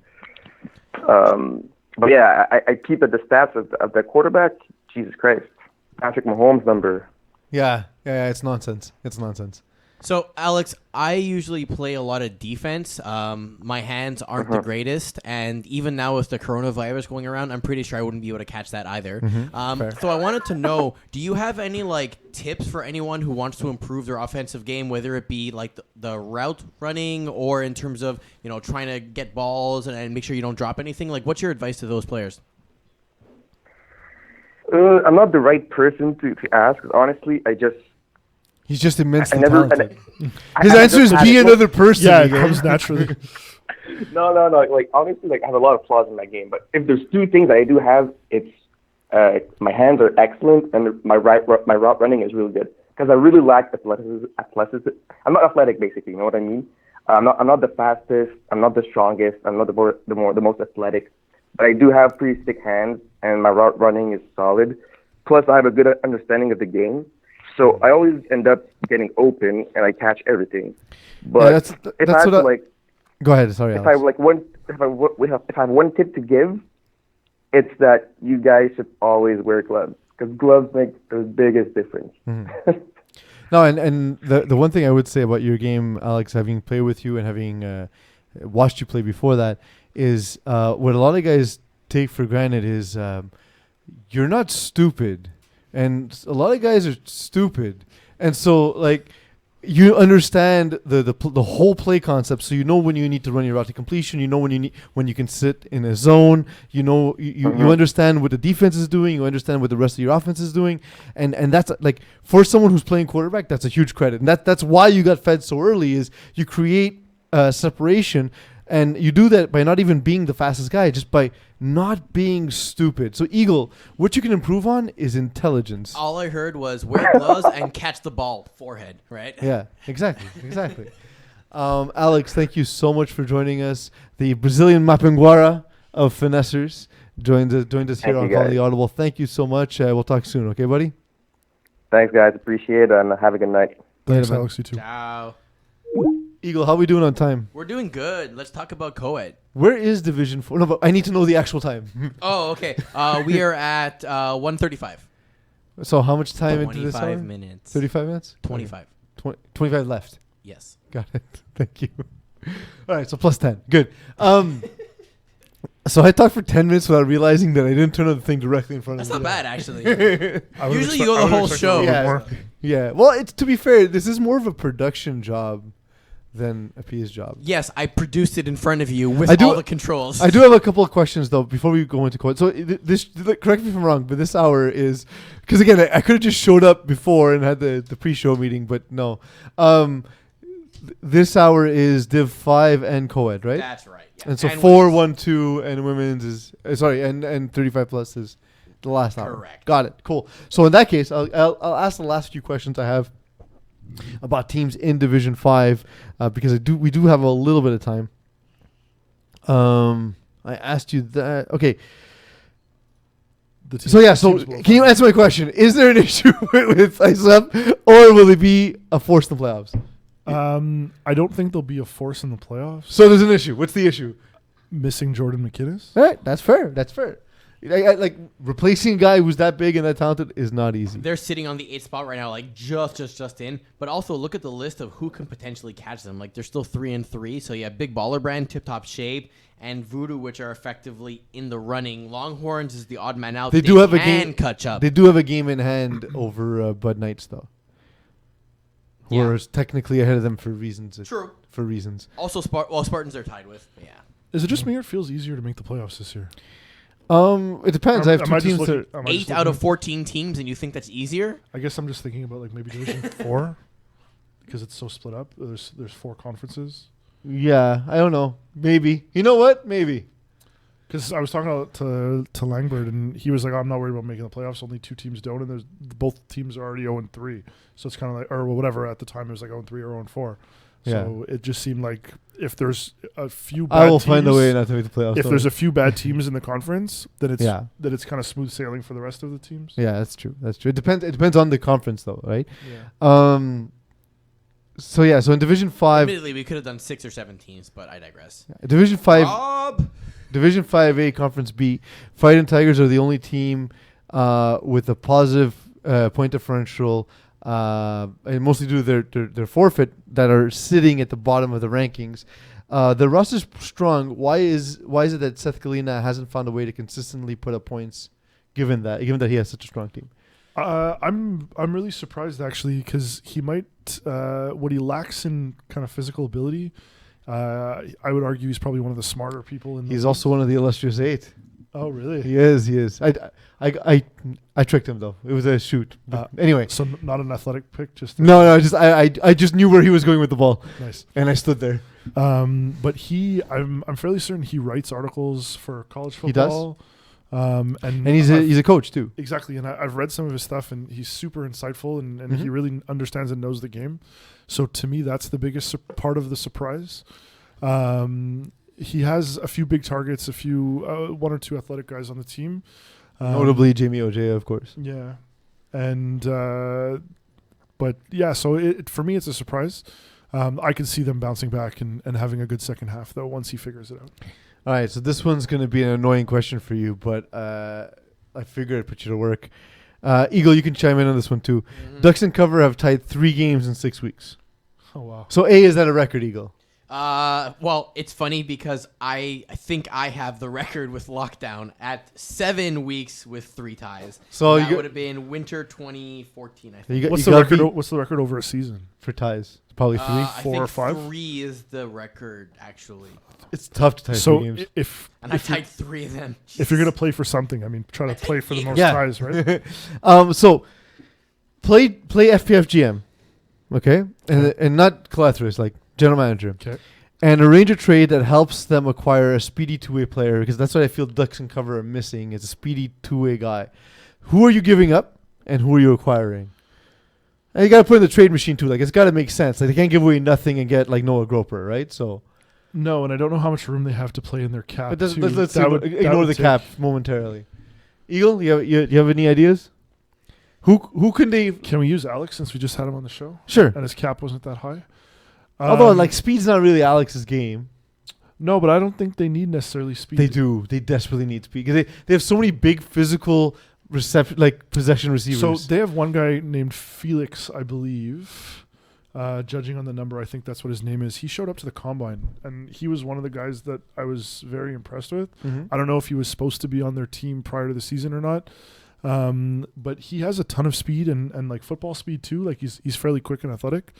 So I don't know why they don't seem to be using him very much. Well, he's like the one dude, because I tell you, the rest of just clones are just giant physical possession guys who don't drop balls and who are solid on defense but not spectacular. Yeah, so if it is the guy, hold on, let me pull up the picture. But he only has 3 catches in 7 games. So I don't know if they're just not using him or if he's not spraying the field. Maybe because he's new to the roster, he's not getting enough playing time. So Eagle, who's the guy you're trading and who you're acquiring? Well, I was actually going to say Renaud Saint-Laurent subbed a game with Green Wave. So maybe we go get someone off of them. J.R. Verger? Yeah, exactly. It's a cross-divisional trade. Ryan Kastner has played with them potentially. Oh, wow. You can bring in Tony Curry. It's not bad. But that's Brett not speed. Evans. Come on. Yeah. So here, I have an answer to your question. I'd probably trade Tabari Yearwood, Okay. who I actually think could help another team, but I don't know that he fits what the Ducks are trying to Because do. again, he's just more of what they have, right? Like, Exactly. not a bad player at all. I love Tabari. He doesn't. Yeah, exactly. He doesn't necessarily add anything new to the roster. What he does well, they've already done. They already well. have, yeah. Exactly. And I go and I get 1 moment. Jeff Carpentier from Les Loups, who's relatively new. He's the guy that I was talking about before. I don't know if you could pull him up, Eagle. I'm having trouble on my computer. I think. Jeff Carpenter? Yeah, that's it. So I watched him the other day, and he'd be the exact kind of player that they're missing. So, Ducks and cover. Time to make some calls. Blackouts in 5B have allowed impressively low 76 points. They also only average 19.5 points a week scored. Oh. Will this catch up with them, and who needs to step up on that roster? So let me take a look at the roster. Eagle, just scroll. So obviously, as soon as a team is struggling, So as soon as a team's struggling, I mean, you look to their top guys, right? And their top guys obviously Vanzlet. Michael Kazak has only played Kazak- 3 games, but like, yeah, exactly. that's Like, an- I've seen him have standout games in like Division 2 and 3. he's a stud. Right. He's a stud. So Chris Sione, somebody who can contribute as well, but he's only played 2 games. So I think is that mostly the issue, you think, to just roster inconsistency? I believe so. I've seen them have success in the past. So I don't. To me, that has to be it. I think the chemistry's there when they're all together, and they definitely have the athletes and the skill to succeed. Statistically, they should not be winning games. Their opponents are averaging 26.48 points for, and they are averaging 12.67 points against per game pretty much. So defensively, they're doing great. Offensively, they're scoring 19.5, and their opponents are allowing 25 against. So they should actually be losing much more games than lose. Yeah. So that's impressive though on the defensive behalf though, right? Like that shows that the defense is actually good. It just the offense needs to meet them halfway. I'll ask one question just because I teased it before, and then we'll add the last question if we have time after co-ed. Ben Reed's been playing great for Southside Speedsters other than this past week. What do you think has helped his improvement? Because I feel like he's improved very quickly over a short period of time. As a fellow quarterback, what do you see in how he's made that leap so quickly? If it's the same Benjamin Reed I'm thinking of, I've always thought he kind of had the tools to succeed. My thing was he used to really stare down like his read, and not even his read. He would stare to where he's going with the ball. It's like he would make his read, and then look to the spot, and then throw there. You know what I mean? If I had to give him advice, it would be staring down in a specific spot's okay. And if that's what you're used to, the way to get out of that is to not stare at where your receiver's going, but stare at the defender that you want to isolate. Mm-hmm. That means that defender's not going to move, and then you just throw around him. Yeah. So it's similar, but it's just a you're, slight you're, adjustment. You're changing the approach just a little bit. But I noticed he doesn't do that as much anymore. To be fair, I legitimately watched for that last night, and I played him in fall, and he actually did a good job of moving defenders with his eyes. So that was pretty impressive. So that's the thing I noticed. But what is it about his game you like? I just think he has a really strong arm. He's athletic when he needs to be. He's not a guy that's going to run all the time, but he will extend a play. And I just think he has the physical tools to do really well. So now let's move on to co-ed. What are your thoughts on the co-ed division as a general observation, what you've seen, like, because you've been in FPF long, like probably, when did you join FPF anyway? Other than it's nice to see like girls on the field too, what kind of thoughts are you looking for? Well, like, you know, like just Hey, it is a PG show. I guess not. no, like sort of like, did you think there would be a point where we get to having multiple co-ed divisions, let alone even co-ed as a concept? No, definitely not. I think I've been around 2013, maybe 2014. So no, it's not something I ever really thought of. It's really cool to see the growth of women in football, I think in the province in general. I mean, talking to Tara, she coaches. She's got a ton of people that she wants to bring into the league. And not only that, but the girls who play are very good. We played the Braves team in the fall with the girls that they bring out. And they're better than a lot of the guys I play with in some of my divisions and some of my teams. So I think it's really impressive. It's great for our league. It's great for the game. I remember the first time I saw Vanessa Beery throw, and I was like, I wish I had that arm. Yeah. Because she can sling it. She can absolutely sling it. Yeah.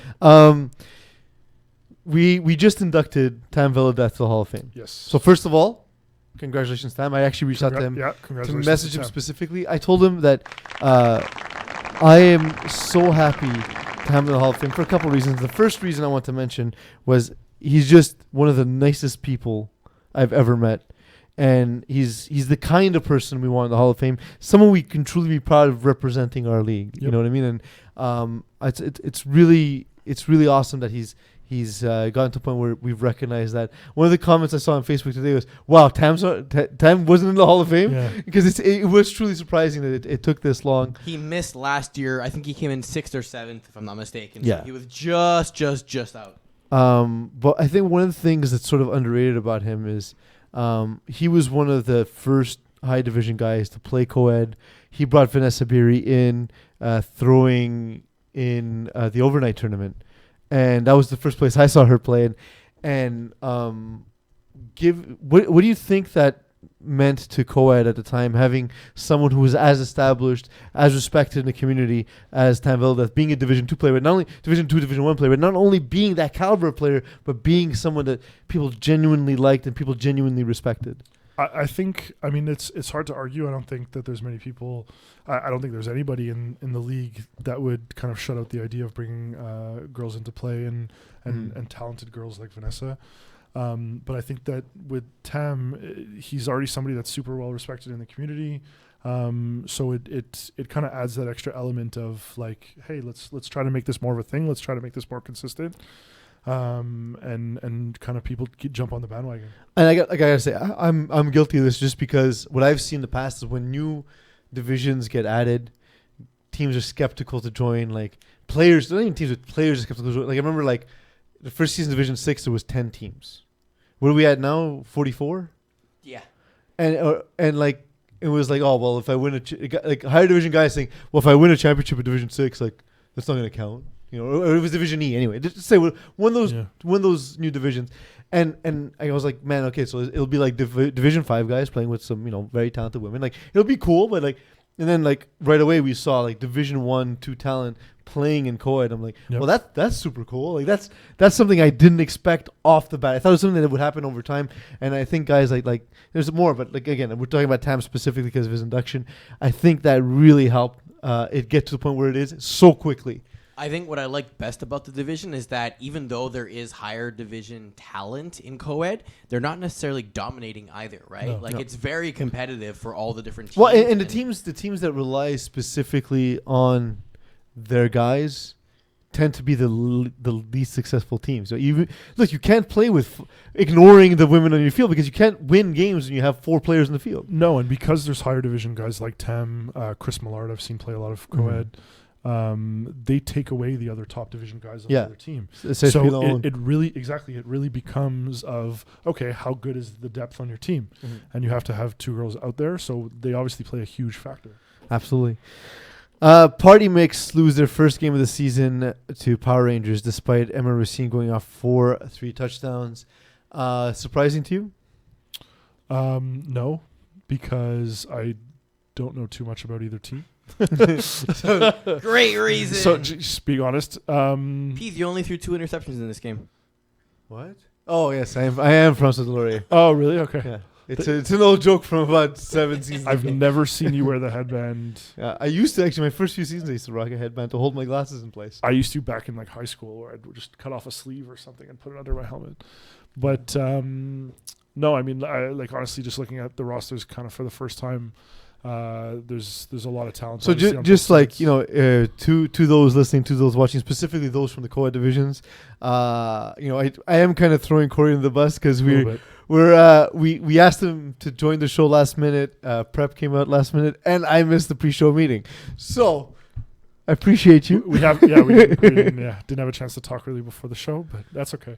No, but and it's again blame my driver. It's unfortunate because a lot of the co-ed games seem to happen at the same fields, the same times. So and because I have a set schedule with scorekeeping, I don't get to necessarily move around as much as I'd like. Similar. I'm at Hebert all the time, so right. If you notice, a lot of the games I recap are at Hebert. Exactly. Because we do try as much as possible to recap the games we saw, because some of the criticism we've received in the past is, well, but you're obviously just going off the stat sheet, but like we can't be everywhere, right? Or so can you? And the thing is that one of the benefits of the model we have now with the articles, one of the few positives is that it forces guys to cover different teams they wouldn't have covered otherwise. But unfortunately, fortunately for us, it allows us to talk about the games we saw instead of just games that weren't covered in articles. But that said, looking at that and looking at these teams here, I don't think it's entirely surprising. I think Party Mix is going to struggle with a team like Power Rangers.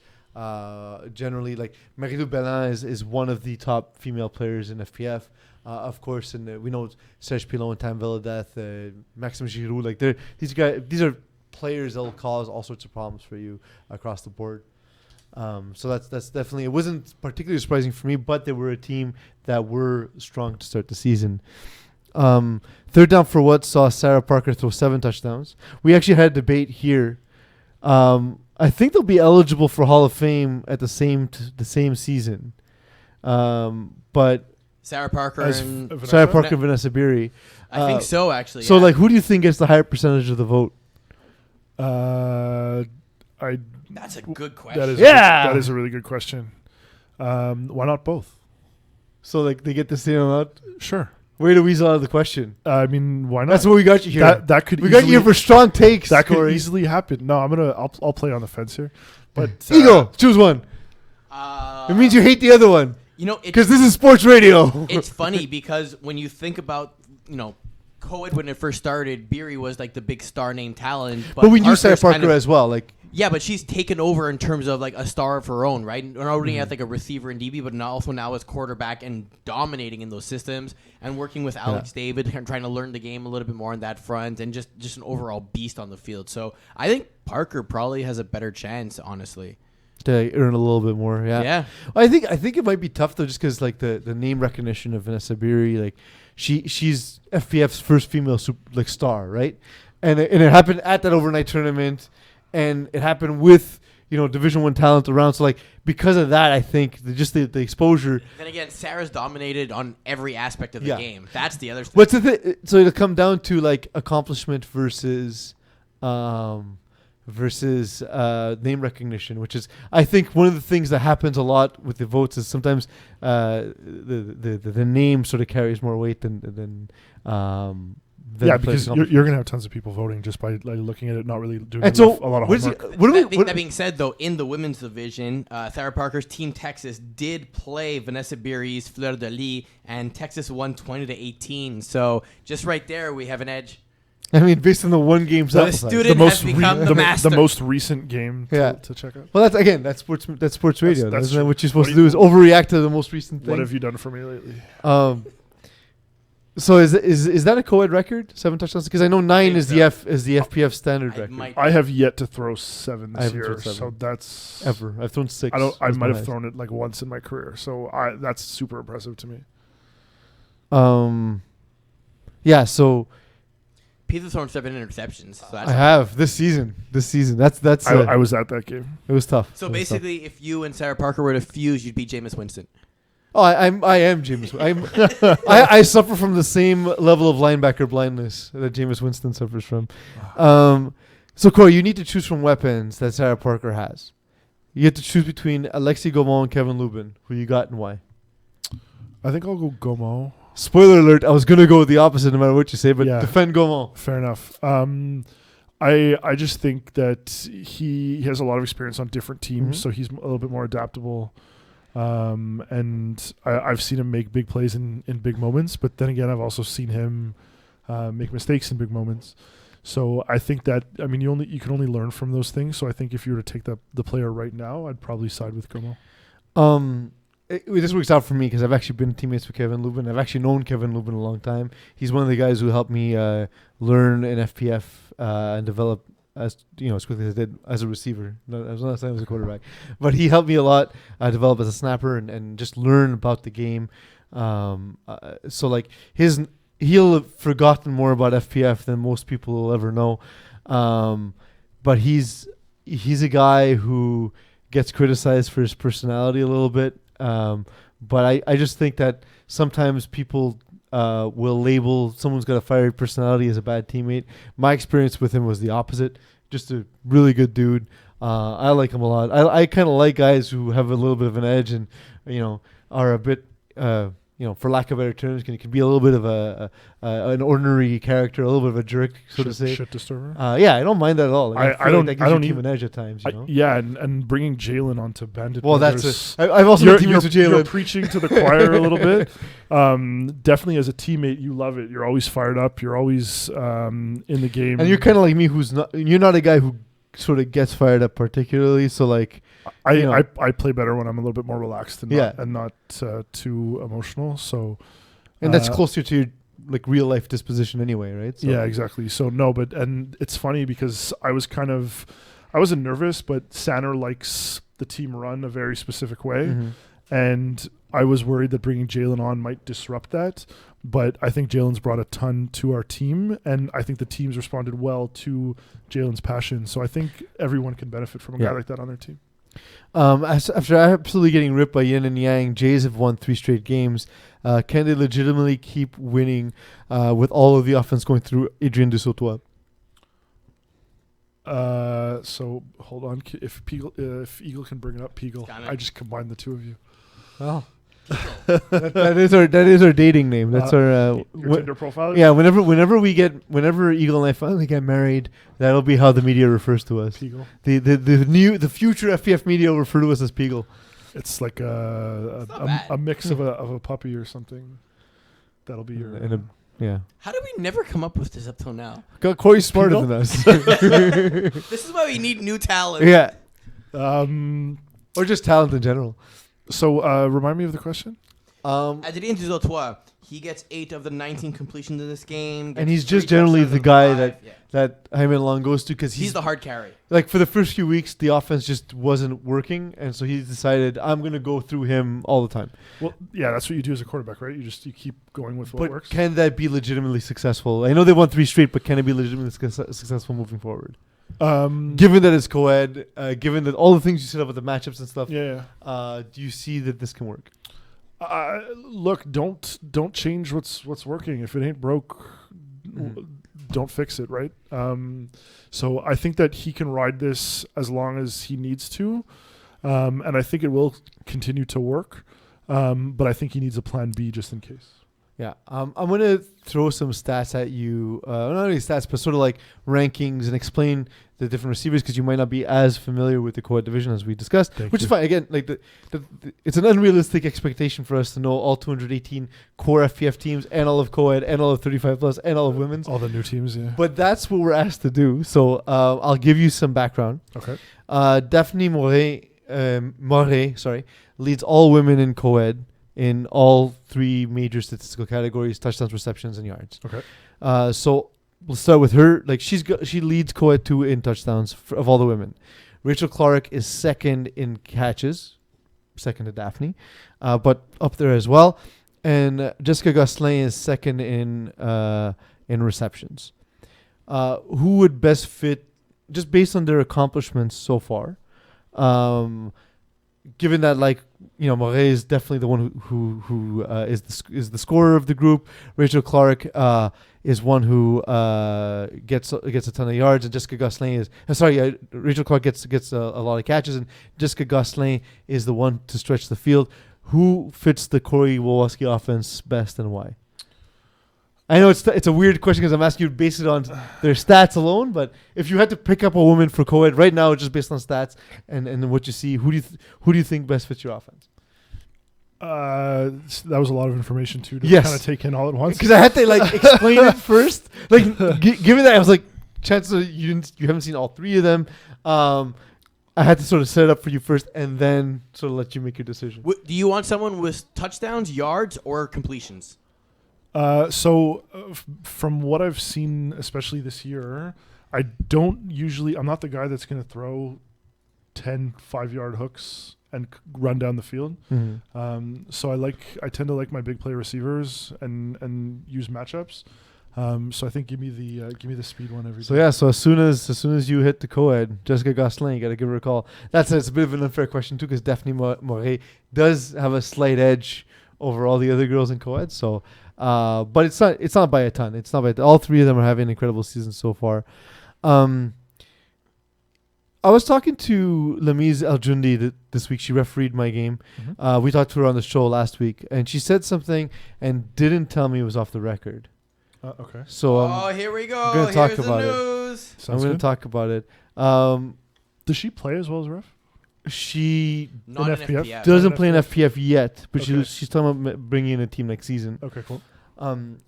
She said that I asked her about like women joining FPF, and I said like I'm thrilled about it. I think it's super awesome. I said I'm surprised it took as long as it did, given how popular flag football is for women in high schools and in the CGEP, where it isn't that popular for guys.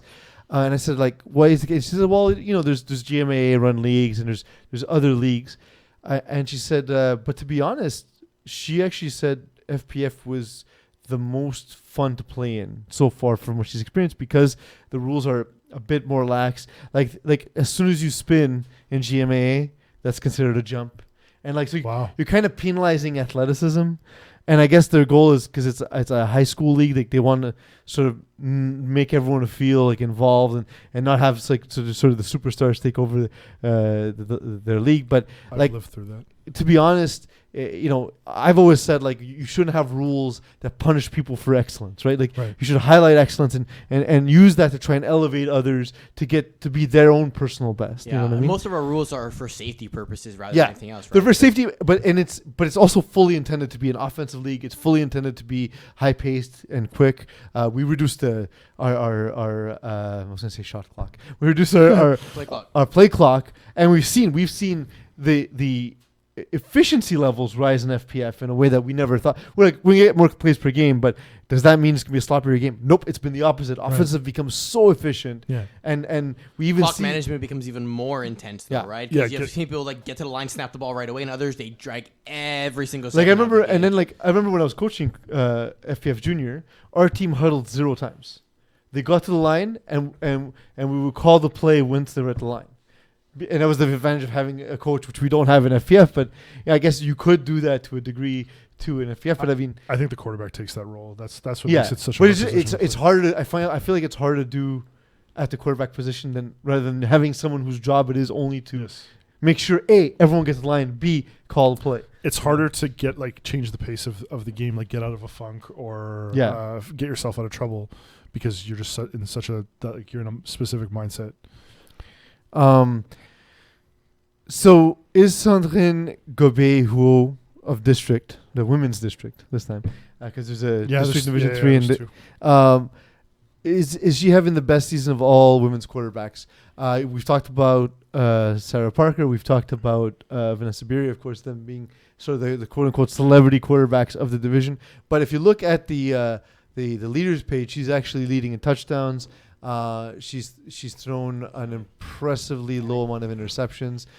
Eagle's taking a sweet time. this is bring hard up to the do stat without sheet. a mouse pad. So Get a mouse pad. no, I just take Amazon. Nah. I now So know what they're I'm getting actually- you from Sarah Parker and Columbia. Santino Bay are very close. Jesus, Yeah. look at that. Yeah, it's pretty cool. It's pretty cool. But yeah, so we haven't talked about her as much, and part of it is us not knowing the division as well as we know the other divisions. But is she having the best season of all women in the women's division? I guess you have to kind of define best, right? So what do you prefer? That's what I'm asking you to do. Well, From your sensibilities. So here, So let me start do- my attempts. no, it's okay. Go back to what you had. You want yards? Yeah, give me yards. Because do you rather a quarterback to throw 16 touchdowns, no interceptions, and only sacked once, or do you rather the extra 4 interceptions with the 2 to 3 picks and the 5 or 6 more sacks? Because those have huge impacts in games, and the touchdowns could just mean that they're running up the score on weaker opponents, and it's not necessarily indicative to how they're performing as a whole. So your answer is maybe. Yes, Strong takes by Corey in the segment. that's right. I'm trying to stay as neutral as possible. Eagle, I'm going to run through stuff as quickly as possible. You tell me Yep. when I'm running out of time. Alexandre Tratier of my Hunter Girls, 25 catches, 388 yards, and 5 touchdowns. She's the only receiver in the top 10 of all categories that isn't from the top 3 teams, which is Florida Lee District and Team Texas. Is it possible she isn't even getting used enough when you look at the fact that Hunter Girls aren't one of the top teams in the division? Yeah, for sure. If you're struggling, you should lean on your best player a little bit more. And clearly, if they're not having any kind of success, I shouldn't say any kind of success, but if they're not having that much success so far, then there's definitely opportunity to get your best players more involved. 5 games in, she's gotten 50% of the touchdowns on this roster. So yeah. No, the usage rate is incredibly high for sure. That's another thing we can start to calculate is usage rate on offenses. But anyway, It's coming. I is got some, drops I coming? got some new advanced Drops A need lot, to come a lot hard. of people keep asking me about Quarterbacks want drops behind to the be scenes. caught. I know targets. We just don't have that exposed yet. Yeah. But I know if you suck. Yeah, But yeah, targets don't always mean drops. Like it could be just bad throws. quarterback Oh, I'd have to can't- look for plays of which you are the target, of which it was no PD on it, or I don't know. No, but it could be an overthrow. Could be an overthrow. Yeah, but if it's an overthrow, I don't think we really count it as a target. No, but we need drops specifically counted. Anyway, Yeah, then it's an extra little button for the scorekeeper. Yeah. like just. So then you So- want the so scorekeeper Corey- to evaluate whether there was a drop or whether it was a Do bad your throw. job. You have so much So time. when I see you- you guys watching. Imagine the three arguments games at between once. players and scorekeepers to say like, oh, that was a drop. No, it wasn't. There was a bad pass. So I was gonna say, when you put a target when you scorekeep a game, Yeah. do you do it because the ball was in the vicinity of a receiver, or more because it like hits him in the chest and hits the ground, or like misses by like half an inch or No, something? no. If it's in if If it's attempted towards that player. yeah, That's how I exactly. So understand if the guy's running a fade down the sideline and the guy launches it out of bounds, well, that's the target, right? So it's not necessarily a drop at all. it. Eagle, bring up the score sheet for Unsafe Girls. This is the last thing we'll cover before we 100 call girls it district game? an hour. Yeah. So in this game, we saw actually, in addition to Alexandre Trottier, we saw Alexia Ouellet had 7 catches in a losing effort against District. Hunter Girls actually led the game in the first half. How could they have better handled the second half in order to build on their slim lead? It looked literally like a team going into halftime saying, guys, this is what we need, or girls, this is what we need to do to adjust. And District did that. Hunter Girls did not. Is this just a story of understanding what a team's doing, taking those 2 minutes to game plan for it, and shutting them down in the It's second exactly what it looks like to me. Absolutely. Yeah, I agree with both of those things. So if you're a quarterback, let's say like the cases for Emmanuel Broussard, she's the one who attempted the most passes in this game. What could she have done to sort of offset that for Hunter Girls? So what could she do in the future to better manage the game? So one thing I've learned is potentially to take fewer risks, especially if you're leading, Mm-hmm. but also not to play too conservatively.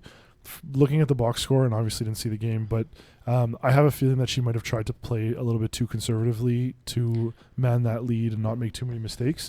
And I think that when you're playing from behind and the score's not too out of reach, you're just playing a little bit more free, a little bit more carefree, and chances are you'll make a play versus make more mistakes. I forgot we're at plus 10 minutes, so let's call it hour 2 or thereabouts. Okay.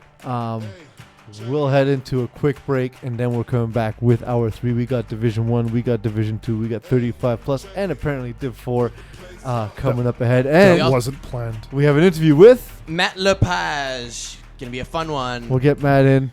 We'll see you guys in a moment.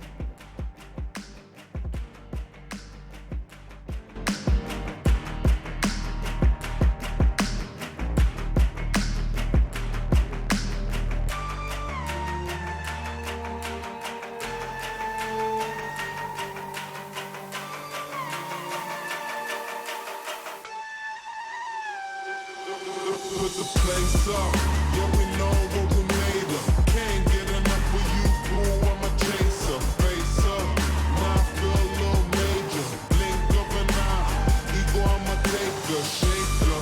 Yeah, she was a ball shaker, she shake me out that door to no place. Damn, why you doing all that? Thought you was my wife, but you stabbed me in the back. Something like a rose when we came out there, we settled facts like Da Vinci. I'm breaking codes and breaking backs. Come on, get your ass up if you slip it. Put another smile like it was the last Christmas. Hey.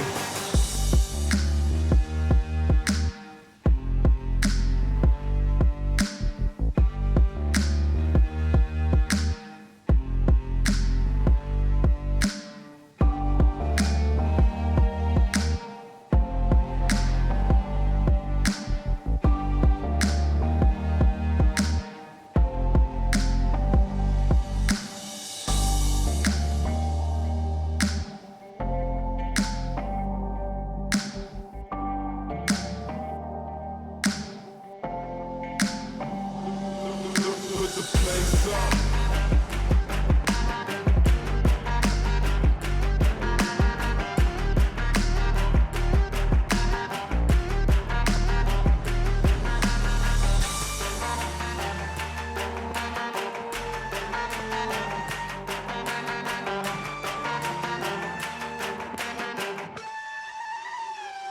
Put the place up. Welcome, everyone. You are still listening to and perhaps watching Calling The Audible.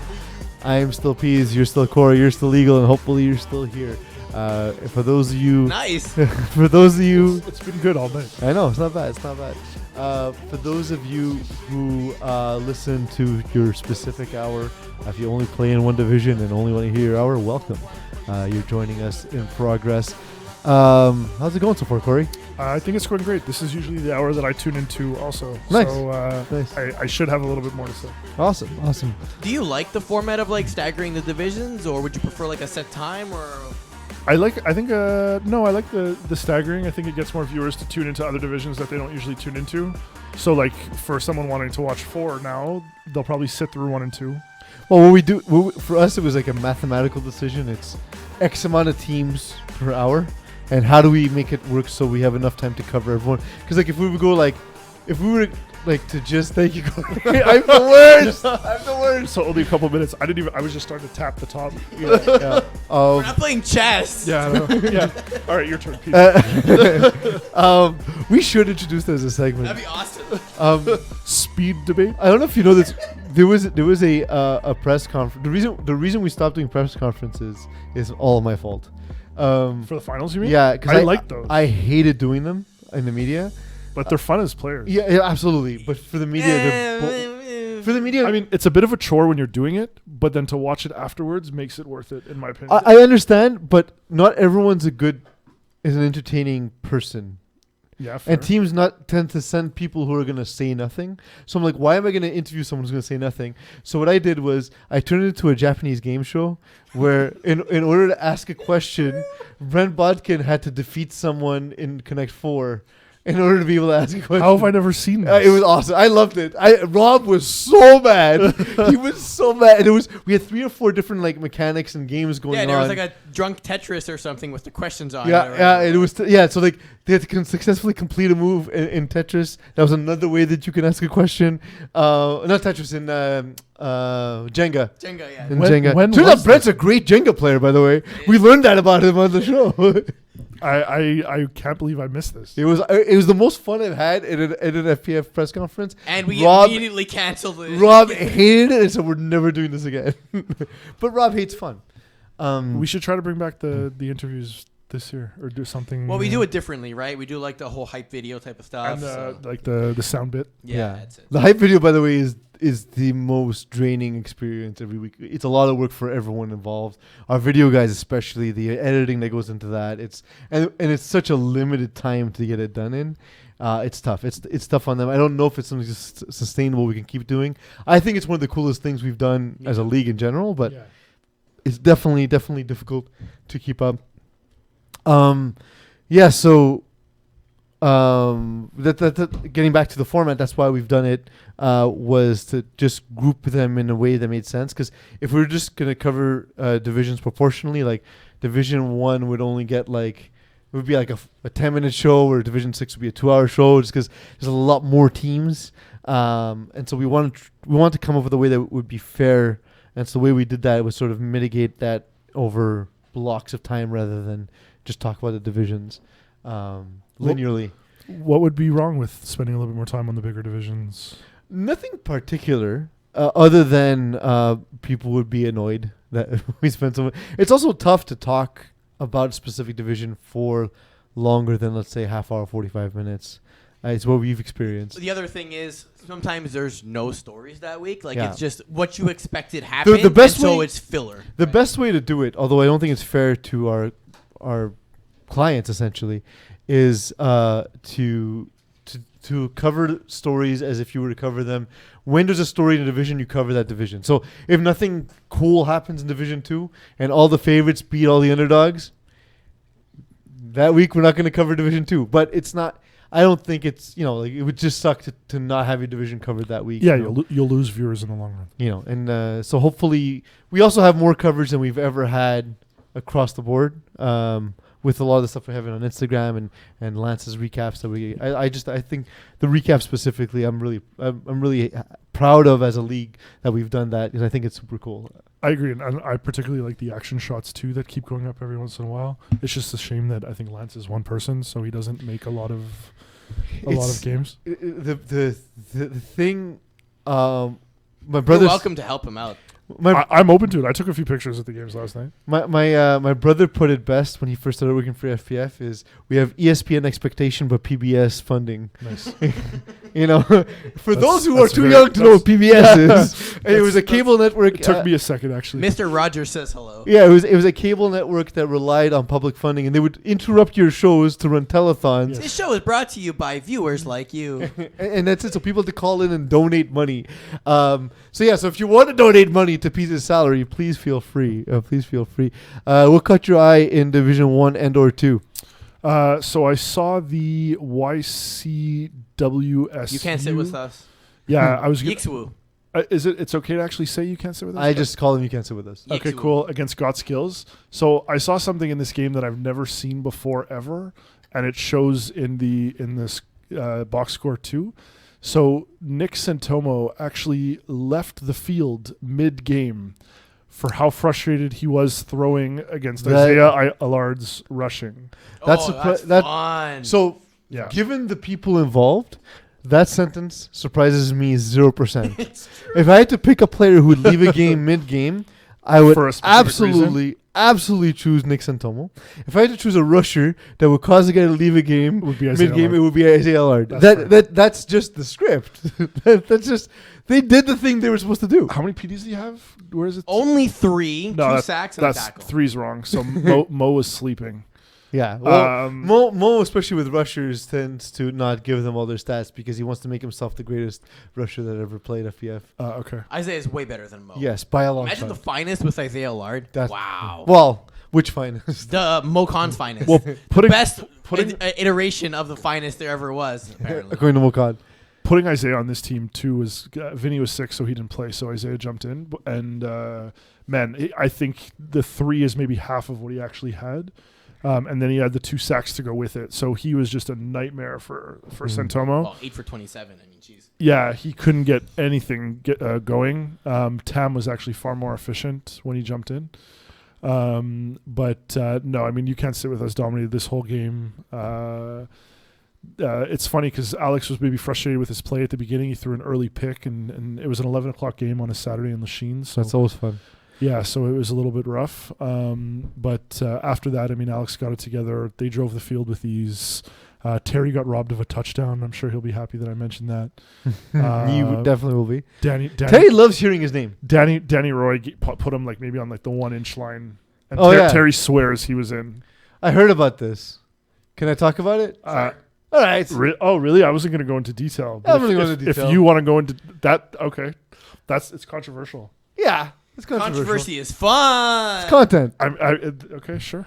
See, the benefit of being me, Corey, is I can't fire. I can. I'm not willing to fire myself. So And That's true. I don't feel like controlling him tonight. 'Cause I like this story. So If you're comfortable telling it, I'm comfortable listening and sitting so next to it's not something that affected the game. So No.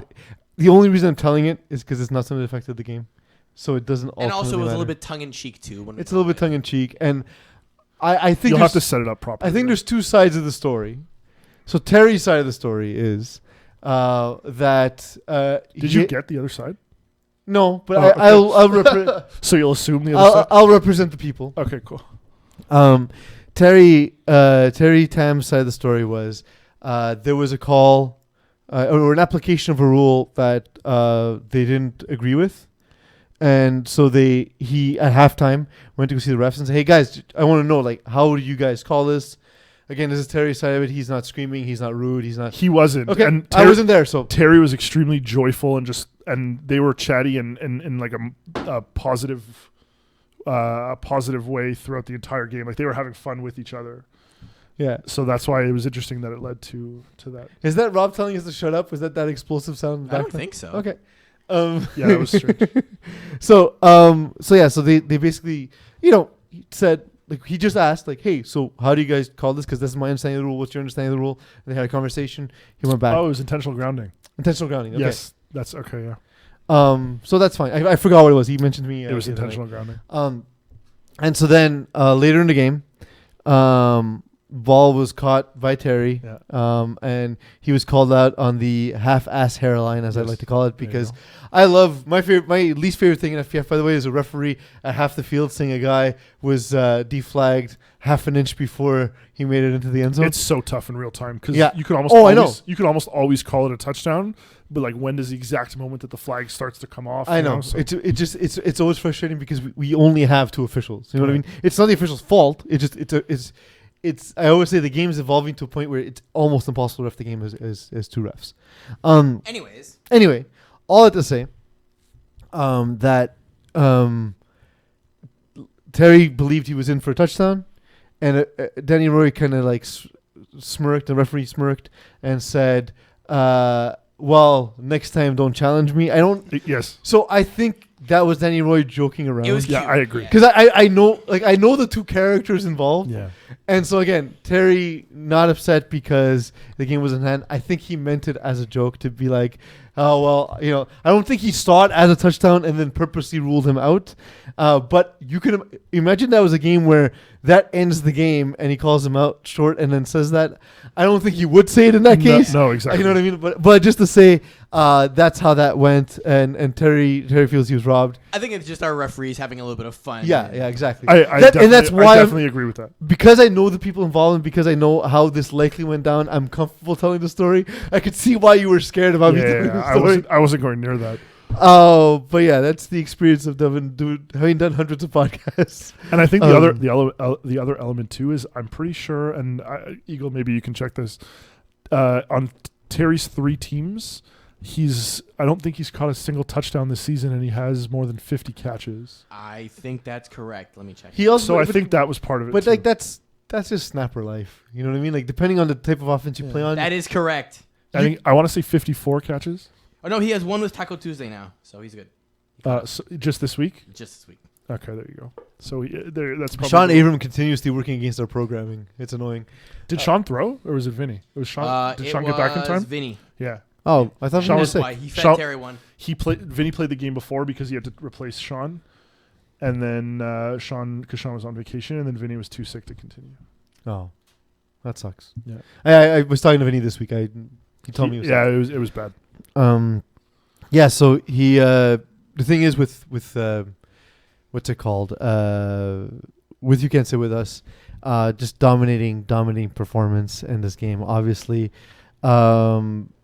if we look back at some of the other games, the internet, of course, operating slowly when I first needed. Braves beat the Finest. Can we see this as a passing of the torch? Changing From of the the guard, finest. as you put in the notes. Yeah. Probably one of the few things I got to read before the start of the show. You're welcome. Yeah, thank you. You're welcome. Is this it? Is this like the Braves are now sort of what the Finest were, or do you think we'll see a resurgence from the Finest in the future? I mean, definitely nothing against the Finest. They're royalty. But I would actually almost argue that this changing of the guard happened before this game. Okay. Would you have not put Braves ahead of Finest maybe even almost a season or two ago? I've been noticing, like, we joke about Wokan saying that every version of the Finest he's not on is the worst version of the Finest. Yeah. But I've noticed a degradation of the team. I think they need an injection of youth, and I've noticed that for a while when there was like a touted quote unquote free agent, they automatically went to the Finest. No, not so Where much. now it's like, oh, Alex Holloway's fun to play with, and ooh, Braves, like that's exciting. That's an exciting team, and like a guy like Julien Payman, like they dug him up. They know him from elsewhere, but he's a guy in FPF circles was known as like a ridiculous low division rusher, and they brought him to play, and like it just shows you sort of like guys wanting to join these teams, whereas before it was Finest or nothing. teams guys joined teams when the Finest weren't interested. You know what I mean? Or it felt that way. Let's say on the outside is how it felt outside looking in. Then again, this is basically a one possession game. Like in the going into the second half, it was a tie game, 21-21, and then there's this drive right here you're looking at where Wyeth misses to Pennycook, then he gets 5 yards with Lewis, 4 yards with Kerouac, and then on fourth down where he needs 1 yard, he stopped. that's the game right there, right? Because next play, Meunier gets a touchdown, misses the extra point, and then at the end of the game, pretty much Finest drive to match whatever that was. But effectively, if Finest score on that drive, they're leading this game going into the next drive for the Braves. Yeah. And now the Braves need to come back and potentially make a play, right? So, yeah, you can argue that, Finest, are not the same, etc. But they were in this game until basically one drive fails and it's off by 1 yard. So, But is that not the specialty of the Braves? Like they win close games. Their strategies going for 2 and stuff like that seem to be second to none. So and they're so efficient. Like, you need to be perfect when you play them. yes, You know what I mean? So but that was what the Finest were. My point is not that the Finest are bad. They're still at worst they're the third best team in all of FPF. But my point in this is that they're doing the thing the Finest are famous for. Hey, Alex. We are now joined by Matt Lepage. Matt, it's Peeze and Corey. We're joined with Eagle, of course. Matt, we're going to ask you questions in English. If you don't mind, feel free to answer in French if that's more comfortable for you. You're joining us. You're our guest, so we definitely want you to be as comfortable as possible. How's it going, my man? It's going well, and you guys? Good. What were you doing on this evening before you decided to waste a bunch of time with us? I just came back. My girlfriend had an appointment at the hospital today. She got her surgery for ACL repair. Okay. Well, So, we wish her definitely yeah, a speedy so recovery. we came back from that. Yeah. We definitely wish her a speedy recovery, man. I'm happy to hear. How's your season been so far? Season is good. BYOB has been playing pretty well, so we're 5-2 right now. So season's been great. I'm also playing Division 3 with Phil Cutler and KJP, so we're having a great season too. So. That's glad to see that. I've been saying for a while, I'm happy that you guys have built a core around Matt Rene that can help him succeed. What are the things about his game you enjoy, where you enjoy playing with him? Well, first of all, I love his system. It fits me very, very well. Matt has a very, very fast ball. He likes to throw in the tight windows. So I like that. He's also very, he's more calm than before. You've talked about it before. He used to play with some guys that was always screaming for the ball and telling him what to do. So right now I think he's playing with a bunch of guys that are unselfish, and we just want to have fun and play to win. So I think it helps him with his playbook and in this game. Yep. So looking at the roster, like we talked about this group specifically, on the offensive side of the ball, there's yourself, Laurent Foucault, and let's say Steven Osman as really like the core receivers on the team. Like we all know what you do, Matt, but your teammates Steven and Laurent, what do they add specifically to this offense? Like what is it about them that makes them succeed in this offense? Well, Laurent has been really, really playing great this season. I want to props to him. I want to make a shout out to him. He's really been catching the ball very well, and he's gaining a lot of yards after catch this season, which is why he's got that many yards compared to other seasons before. So, yeah. And Osman has been a great addition, and I would say Marc-André Lapointe too. They're both rotating on offense, and they're making some plays, so it helps us a lot. And stylistically, like what? Let's say you have to define their game, like define Laurent's game, define Steven's game. I would say that Laurent is he's very tall, of course, so he takes a lot of space, and he's very good at catching at some high points and then running afterwards with the ball. And then Osman is more of a, I would say, speed guy, likes to get the ball over the top, and we also added this season. I guess you can see on the roster, Jacques Boyd. Yeah. He's been coming back. He had health problem for the last couple of years, and he texted me and said he wanted to come back. So he's been a great addition to. I was going to ask. I wasn't sure if he was full time on your roster, but he is like a full time member of your team, right? Yeah, he's a full time member. But we had some games at 11 p.m., so he couldn't make it at those 2 games. So that's why he missed a couple of them. Yeah. You guys faced Killer Bees this past week. and they're not a team we've covered as much as some others. But given that you've seen them firsthand, what do you think about Charles Saint-Martin as a quarterback? What I would say about Kill the Bees is that they have a really, really slow pace on offense. They don't seem to be. It takes a lot of time in the huddle. They don't seem to be as sharp. Like you can tell, this is the first real season they're playing together. Mm-hmm. So what I would say, he beat us a couple of times on the seams. So that those were pretty good balls. And I would say they're just having an inconsistent offense. They need to, figure out some plays that works for them, and then make sure that you go to those plays when they're needed. Too many inconsistencies and drop balls, so that's why they. Yeah. Matt, you guys are 5-2 up till now. One of those losses came against #NR, who are sitting at the top of Division 2. But you actually made it into a very close game, 43-41 in Week 2. One of the closest games that they've played this year. Do you think they're going to finish the season 10-0, or is there something that you think you could have done maybe a little better in that game to come out with a win? But first of all, I want to say #NR are having a really, really great season. Curry Picker, he's playing unbelievable. 39, 0, and 0 sacks. Like that, those numbers are crazy. That's he should win quarterback of the year for sure. Like, can we give it to him now? Like, just stop wasting time. Yeah, exactly. Like he's playing awesome. It's unbelievable. He's playing really, really great. And if I look at their schedule, they have lightweight, so that's a win. No cap, that's a win. And maybe Terror Squad's gonna put up a game if the Pilon brothers are there. I could see them going 10-0 for sure.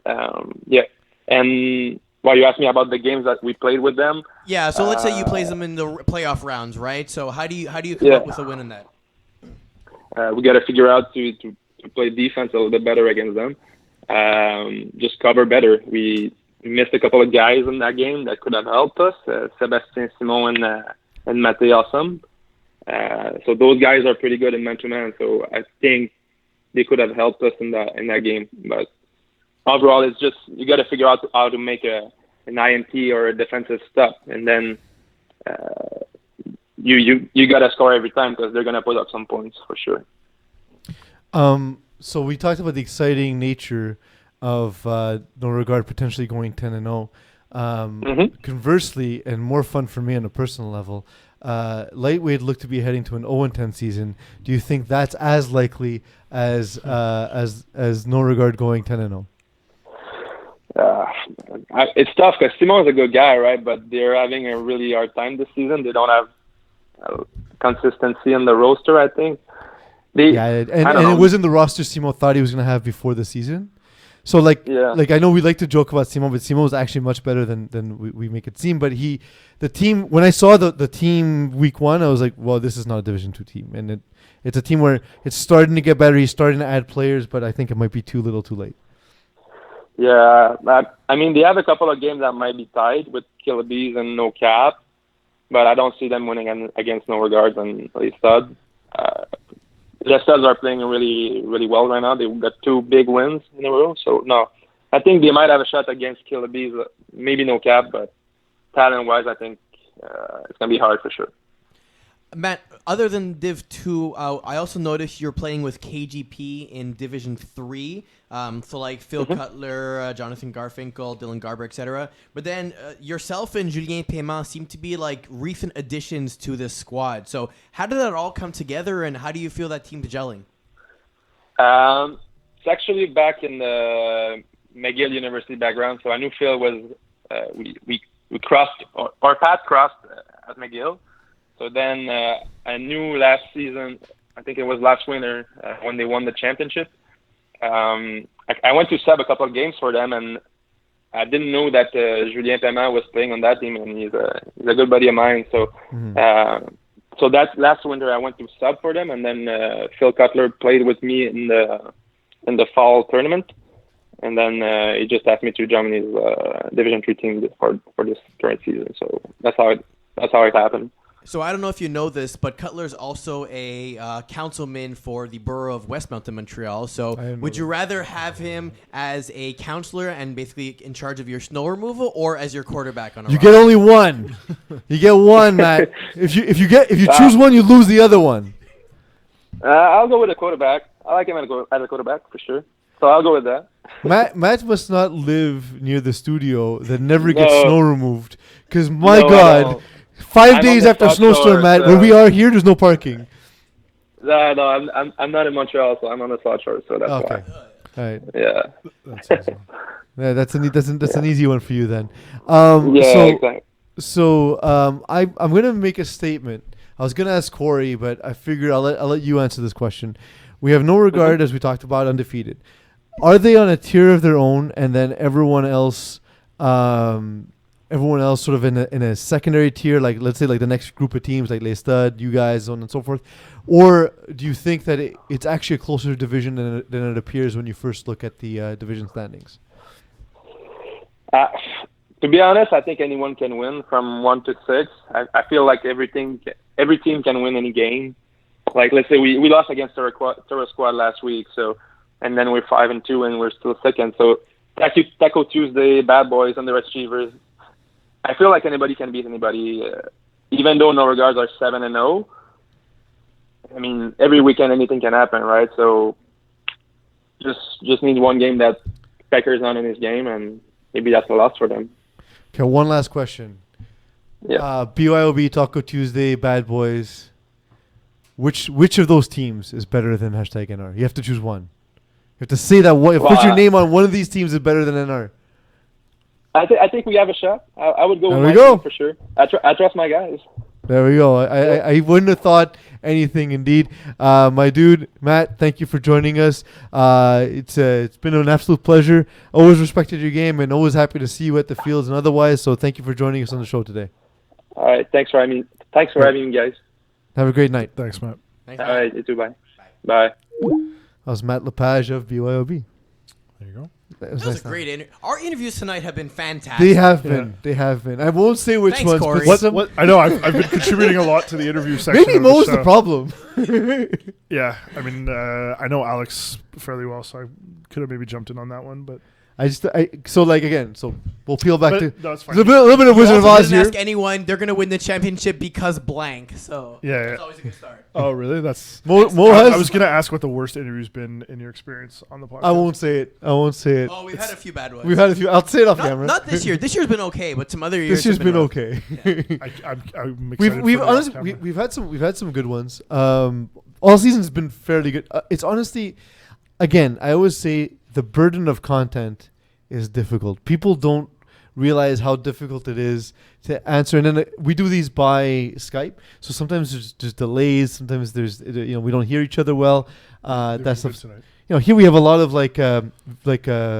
visual cues.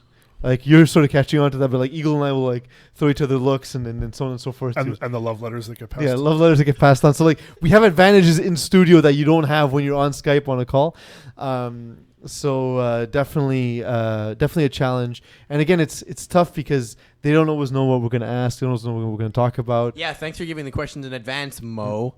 I also didn't do it today too. So it's not just it's a lot of work to put a show together in a day because the week ends Wednesday at midnight. But it's better when they don't get to necessarily prepare for the questions. No, for sure. Well, sometimes what I like to do is Well, for example, how would the show been had you not gotten a script tonight?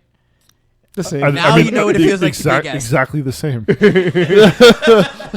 But also so what I did though was I asked you like what are the teams you're comfortable talking about, and Yes, so fair. that way it's not like you just continuously saying like you were in the women's division or co-ed like, well, I don't know these teams, because again it's impossible to know all the teams. I in figured FPL. I was allowed like 2 or 3 of those throughout the Yeah, entire absolutely, show. absolutely. Okay, cool. That being said, if you want on the show to be an interview, feel free to reach out to any of us. We'll Absolutely. definitely get you scheduled.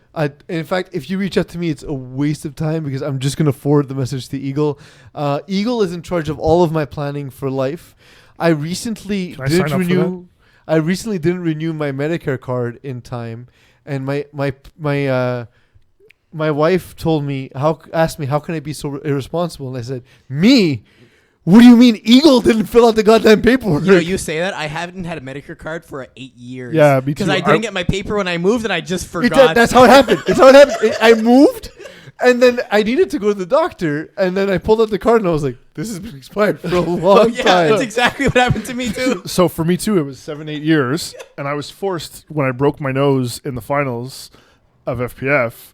I had no choice but to go to the doctor, so I had to basically renew it and visit the clinic all at the exact same time.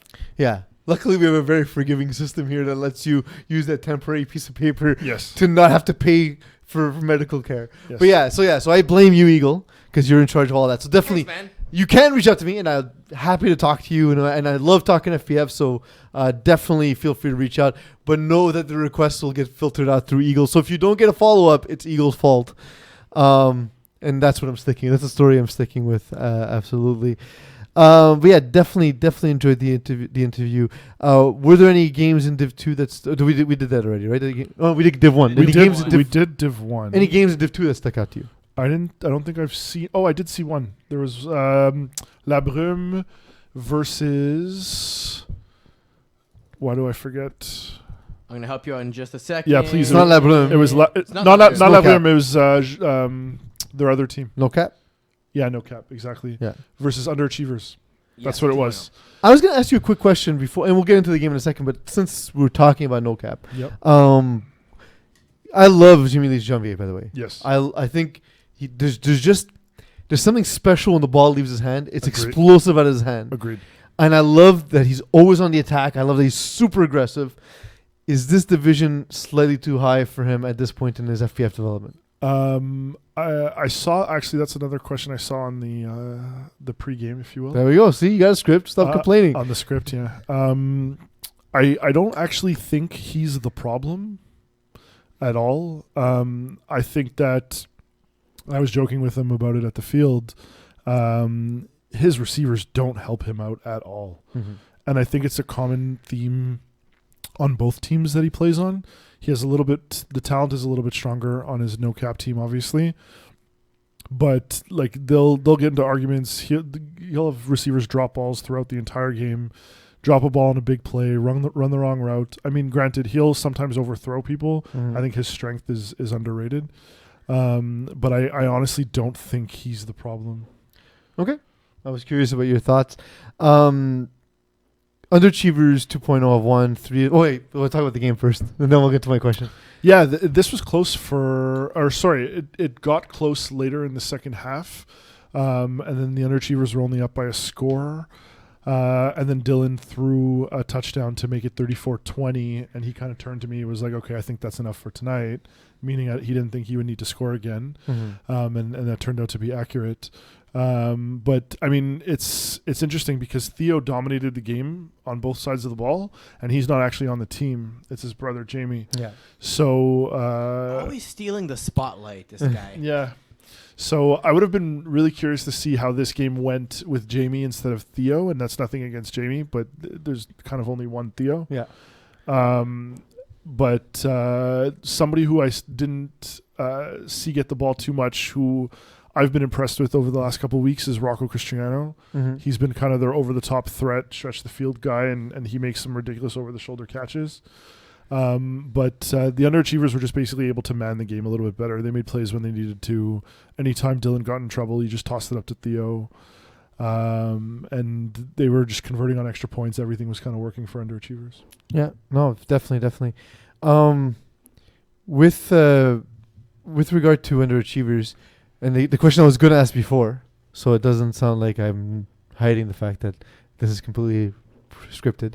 Underachievers 2.0 have won 3 of the last 4. They looked a lot better in that time. What's the difference between them then and now?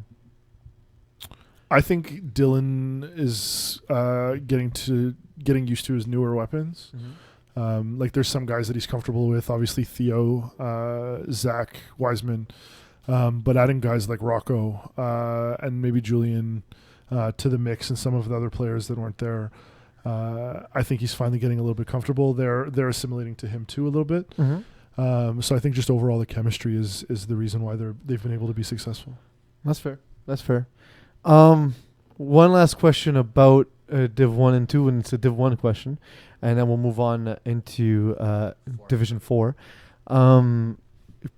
Who's not... I need your name on. Who's not making the playoffs in Division 1? So let's take a look. Eagle, do you mind pulling it up? Not a problem. Can I just pick the 2 teams in red? Or 3 teams in red? App Well, test ABC and 1, 2, The app tests don't for count. sure are not making the playoffs. Who other than the app tests? Oh, it's only, so it'll be 1 team. Wow. I'm gonna say, but Flagmall, tight, eh? it is really tight. Man, is it really just uncreative if I say got skills? It also doesn't help that you saw them have such a disastrous game just now. Yeah, exactly. So in terms of what's coming up, maybe this might help you a little bit, right? So Sure. we got week 8, which has Braves versus Got Skills, Yeah. FMS versus Yixwu, and STL versus Finest. In week 9, it's Braves FMS, Finest Got Skills, Yixwu STL. And then week 10, you got Skills FMS, the Finest Yixwu, and Braves STL. That's going to come down to that game. That's exactly what I was going to say. I think it comes down to that final game because I think that I don't know that either one of them wins another game until that game. So I think it'll come down to that final game. Got Skills, they do have a game at hand. They also play week 11 versus Braves to close out the season. Yeah, So- exactly. So they play. They don't have a game at hand then. Yeah, exactly. So that's what I mean. Obviously, they're a solid team. They're in Division 1, but I don't think they're going to beat any of the Finest STL Braves or You Can't Sit With Us. So it's really just going to come down to that game. Simple as that. I try not to push for a lot of Div 1 games a week because they tend to be all the same teams and they tend to get a lot of votes anyway. But if there's a chance that we get Game of the Week to be it's a Got playoff Skills game. against a Week 11 playoff Week game. 10, I think, actually. No, well, you said It Week is 11? week 10. Got Week Skills 10. FMS is week 10. Oh, okay. So a Week 10 playoff Yeah, game. so if we can get that one, powers that be, pay attention. Hopefully we can get to that game. But yeah, so Sorry. I was curious about your thoughts there. I love Flagmall Sack. I saw them play this week. Their disregard for defense is awesome. Well, didn't they play Braves super closely? They lost by a couple points. Yes. It was like over But 100-point game. When they often lose these close games, and it's often 1,000 points that are scored. That was the best game I've seen in a long time in FPF. Yeah. So FMS regular is- season. Yeah, game. no, it was wasted on the regular season. It was at the same time as your game. Yeah. I think exactly. So FMS makes no sense this year. They beat Got Skills 33-32. They get blown out by Finest. They just squeak a win over STL. They lose 54-53 to Braves. They lose 40-38 to Yixwu. They lose 39-38 to FMS. It's all over the What's place. going on? I think it's a roster thing. They, from what I've seen, so what I said earlier about how, not B-ballers, but what could have been in Division 6, how they look like a Division maybe 2, 3, 4 team. To me, Flagmall Sack doesn't necessarily look like a Division 1 team, but they have all of the pieces. I mean, but at the highest level, their talent rate is... Yeah, no, exactly. Their talent level is insane, right? It's relative to the other teams, though, in my opinion. Moving on to Division 4, what caught your eye? Can I say my game? No, I'm kidding. Actually, honestly, we can. that's but it was one of the biggest games of the yes. week. So I don't That's- mind talking about it because we have you here in studio. That's why I'll talk about it, not because it's my team, but I mean it's 2 undefeated teams in week 7 of the season or week 6 of the season. It was so crazy that there going was, at it. at the time of in week 6 we had 3 undefeated teams in Division 4A. So for us, we played infantry this week. We were both 6-0. We were 5-0. Infantry was 6-0, and now we have to play Verschval, and we're both 6-0. Mm-hmm. So we have to basically play 2 undefeated teams back to back to back, or back to back rather. But honestly, it was a great game. It was Sean threw a pick or 2 early, and because we started with the ball in the second half, that was kind of the difference in the game. Rory was tough, but we were also missing our rusher, Zach, and Sanner wasn't there. Yeah. And they were missing a few guys too. I know they were hurt. I think both teams desperately tried to move this game onto another night, and we weren't successful. So, but we expect to play them in the playoffs, and I think both teams are looking forward to that. Yeah, definitely. I was at the Chocolate Thunder Prince de la Rive Sud game.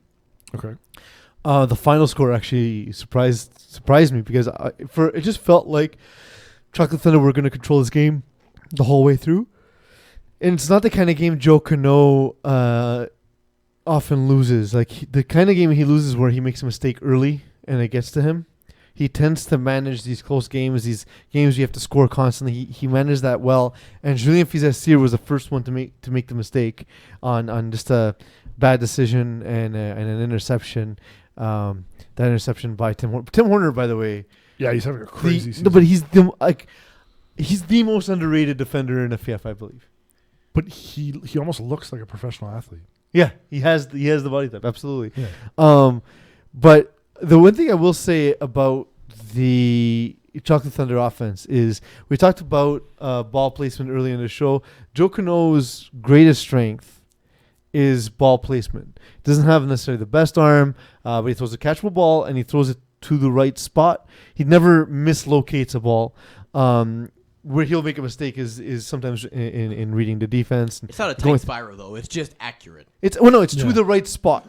It's to the right spot, and his guy. So like when you can do that, and you have Michael Kazaka, Nicky Papich, Tim Horner on your team.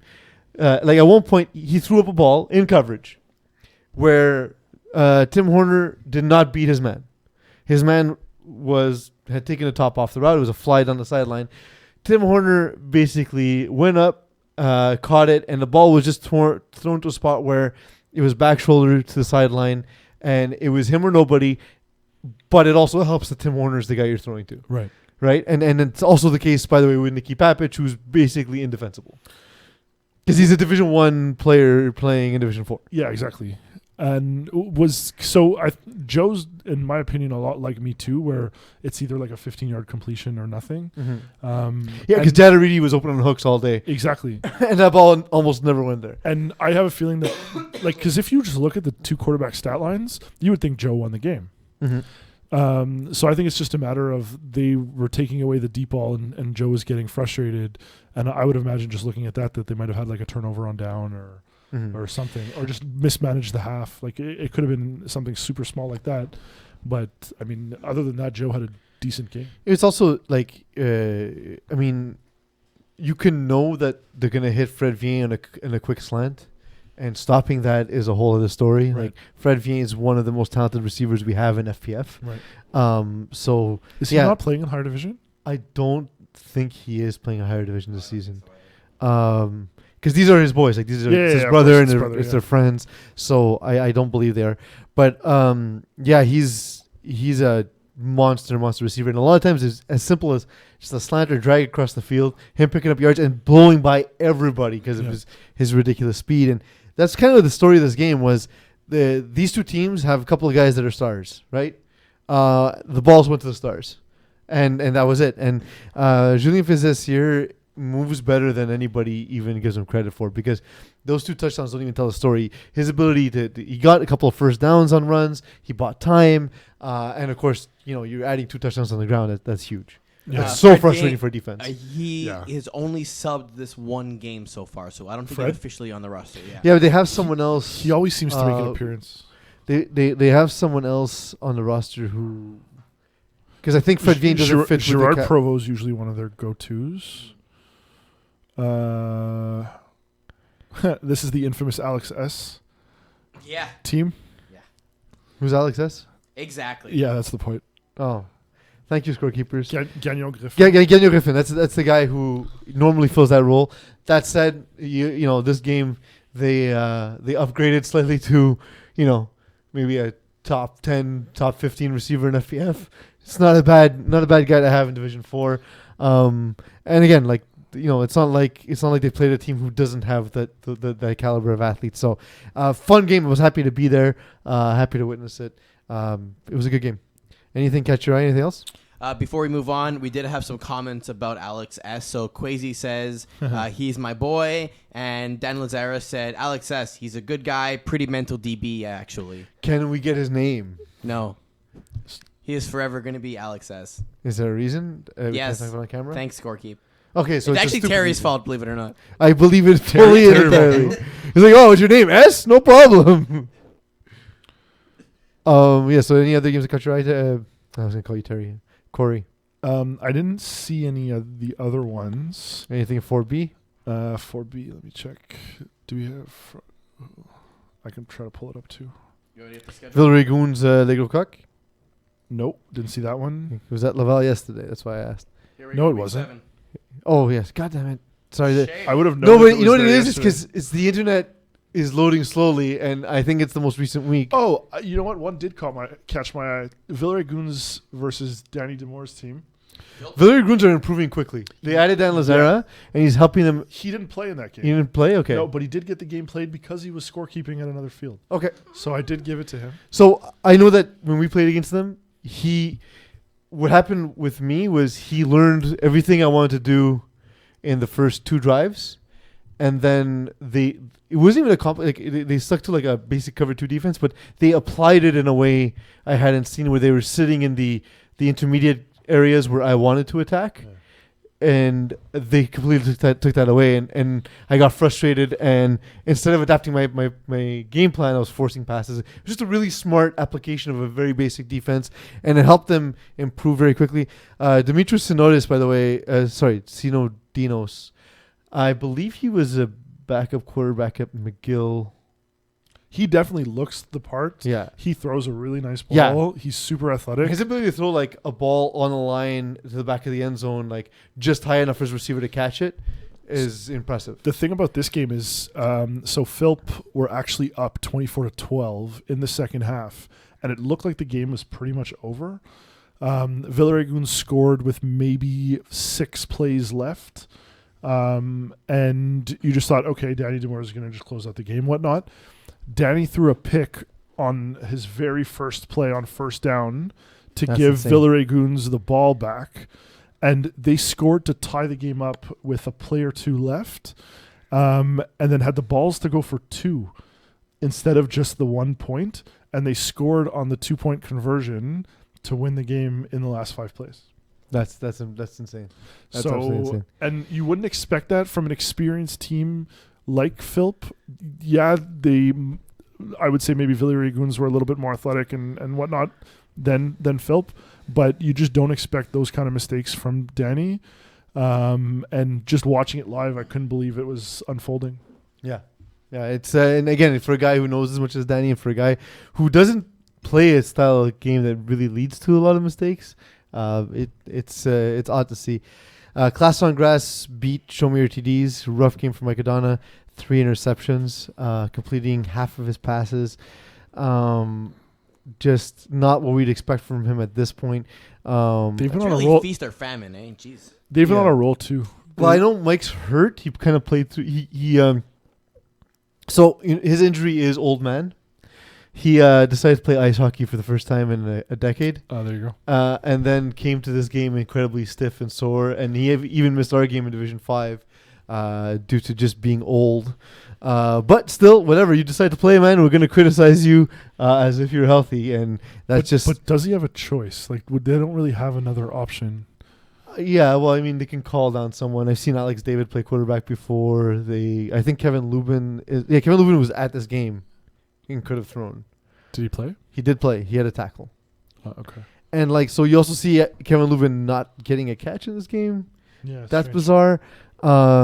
Kelly Brassard, on the other hand, not spectacular, but just did enough and avoided making any mistakes, and that was the game. That's all it was. It came down to not making the key mistakes or making them, and that's what we saw. I've seen a few of the Tides games this year, and they just are the epitome of finding a way to win no matter what. Doug Kernan McDoug is now Eagles on the wrong week. What? Yeah, it was Class on Grass. Show Me Your TDs this week. Oh, I'm talking about this game. Aha! Huh? Oh, this is the wrong. This is the wrong. I'm in the wrong season. Wrong season. I was gonna say season. I saw 4 and 6, and I was like, how is that possible? But No, I it's just because- went with it. I know why. It's because it's not actually SMY TDs. It's actually Show Me Your TDs this goddamn year. Fucking. How do you allow those changes? Do they just automatically be No, it's registered? because I searched SMY TDs and that the roster's actually sorry. My bad. Sorry, boys. Yeah. See, this result surprises me a lot. but like you said, I mean, Mike. So obviously change didn't your have a good analysis on the spot and talk about this game. Thank you, Eagle. game. Did you see this game? I know, but I spoke to Mike Okay. because we're friends, and that's why I was able to get the insight.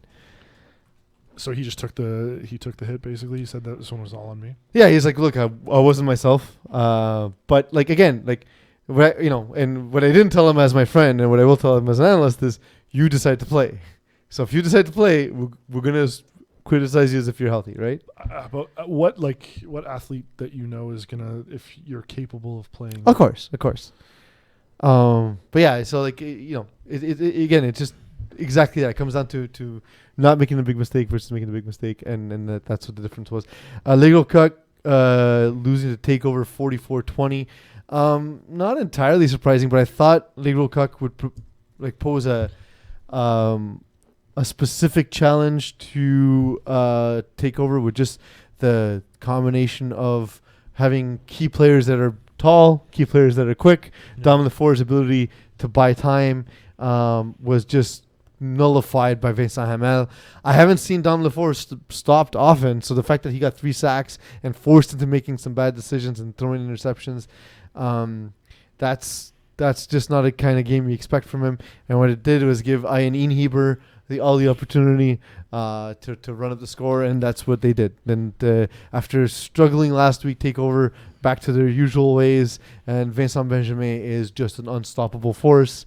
I remember talking about Vincent Benjamin with Mokan, saying at the time he was playing Division 6, and said this guy's Division 1 caliber player, period.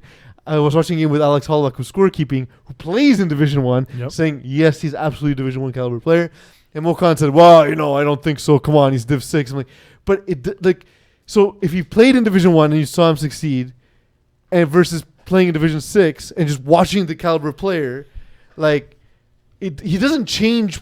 He doesn't become a different person when he joins a division. Someone that is that talented or they're not that talented, he's absolutely that talented. Yeah, and I was talking to Ryan Dobbs, who plays on Takeover 2. I don't think he played in the game, but to me, I was asking him what's going on with you guys. Like I think they lost 2 in a row or 2 within 3 weeks. 2 in 3 weeks, if I'm not mistaken. Yeah, Eagle, if you want to research that. They lost week 3 to Mangoose 40-39, and then they lost week 6 to Ballers 24-20.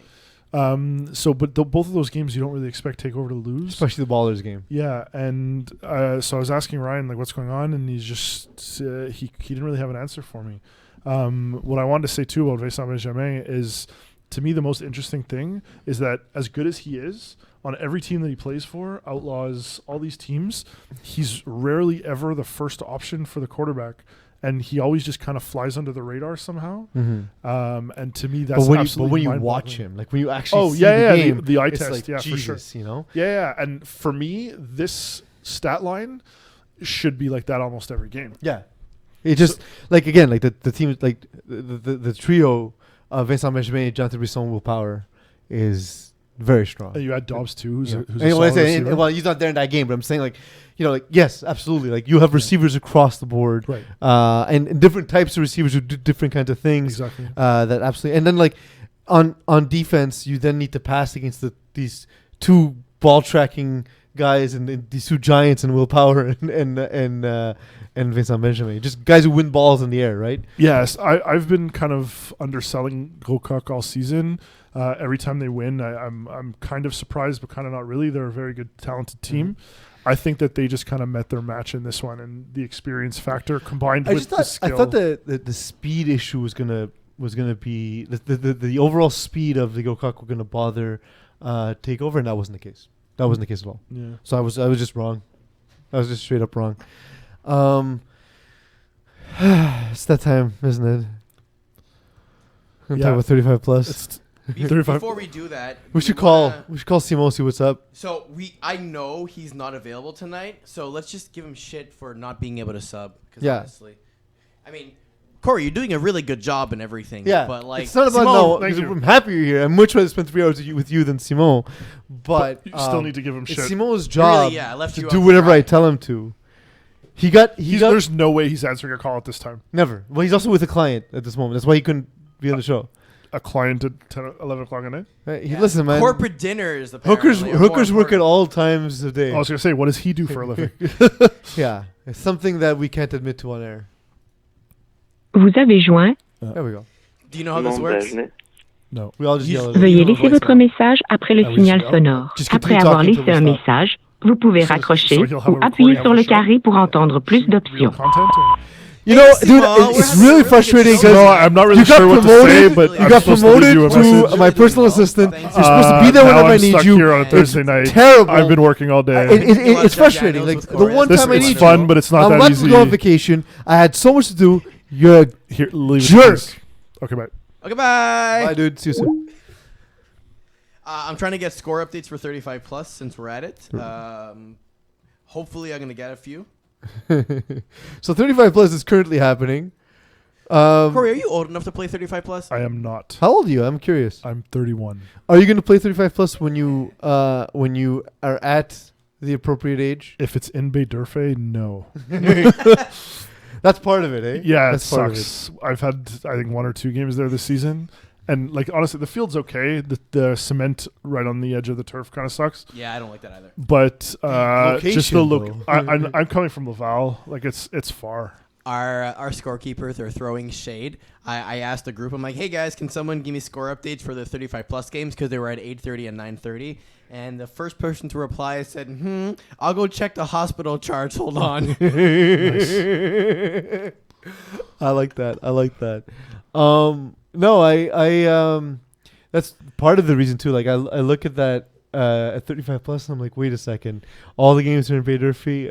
No, like there's not a way you can get me out there for any reason. Especially Ever. not every week. Like no, but like if I had one game scheduled there, I would stop playing FPF.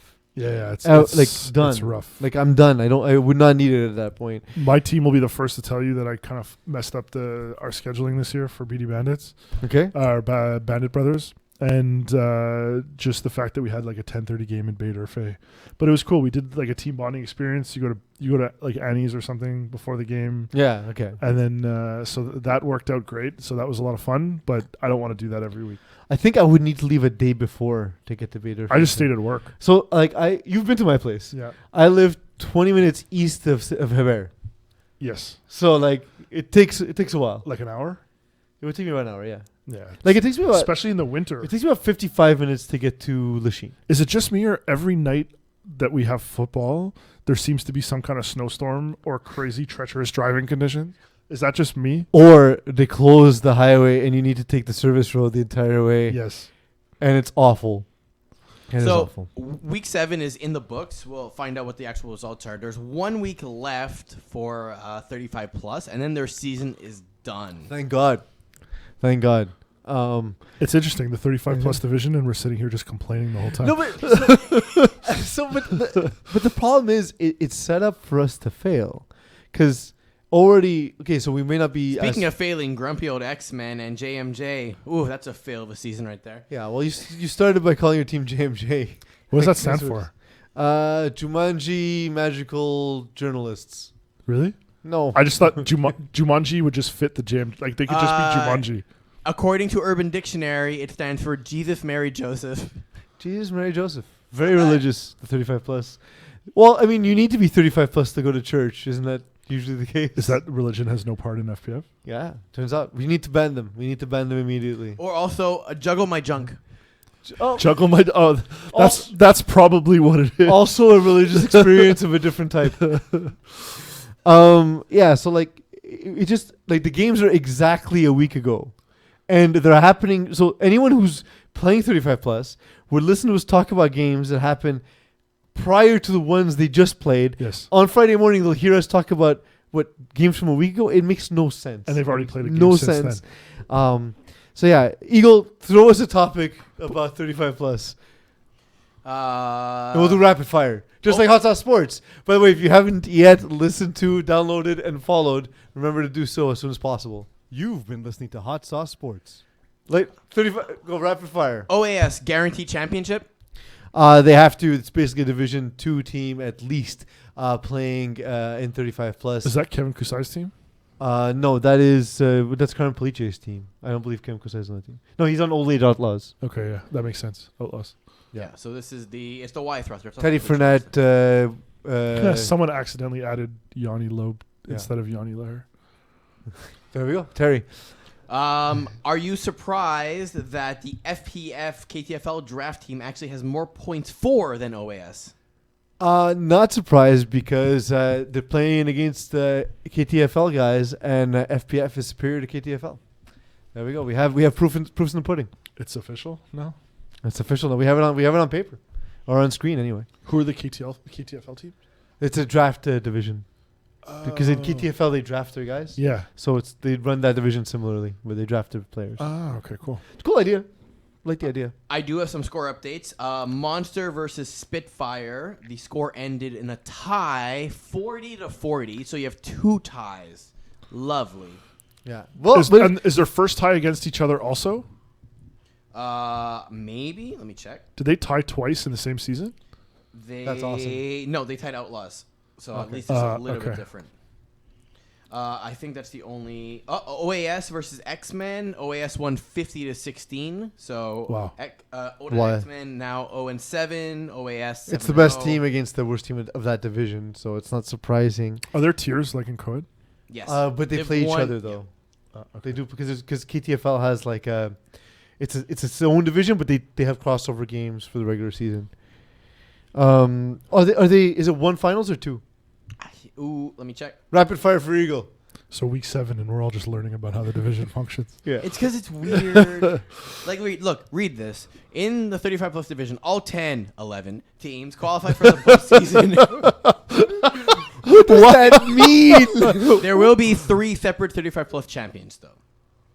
So. Okay. There's 12 teams and 3 champions. Tier 1, 11? it's 10. 11, right? Exactly. Tier 1, it's semifinals and championship finals. Tier 2, it's the receive the first round bye for the best record, and they have the same thing. And in KTFL, it's best, worst, etc., etc. Well, why does it say all 10, 11? Because Rob can't type. And then as well, FPF beat Polvige 32-31. Yeah. Oh wow. I mean, that's a close match at least. That's a good game. That's a good game. That's a good game. And I think that's all we're going to get for tonight for updates. So they did a draft. Oh, sorry, my mistake. Montreal Spitfire is Carmen Pleache's team, not OAS. But that team is solid as well. So it's cool that actually Monster was able to keep up. It was cool that Monster was able to keep up because Montreal Spitfire's solid across the board as well. Eagle, I think it's time. You think it's time? I think it's time. I mean, we basically have all the finals lined up already for this, so we can preview it eventually. We have several weeks to talk about it. Yeah, exactly. Well, Corey? Oh, JMJ beat Pizzazz 41-26. Oh, first one of the season. Yeah. There There we go. I was just going to ask, in a draft setting, how does one team go 0-6? Because they suck at They suck at drafting. Wow. It's, I guess, similar to Giannis talking about why he didn't want to draft James Harden and then specifically targeting James Harden in the All-Star game. That was kind of fun. That was a great game. It was. Corey, thank you for joining us last minute. Yeah. Really do appreciate it, my dude. You have no idea. No one wants to hear me alone talk for 3 hours. Eagle, thanks for all the work you've done. Ivan Peeze, you've been Corey. Well, thank you to Matt Lepage, Oh, Alex yeah, Bachaalani, true, Alexandre Meunier. Yeah. Antoine Meunier, I'm sorry. Although, if you want to come on the show too, go ahead. There we go. Thank you all for watching, and most importantly, thank you all for letting me be myself.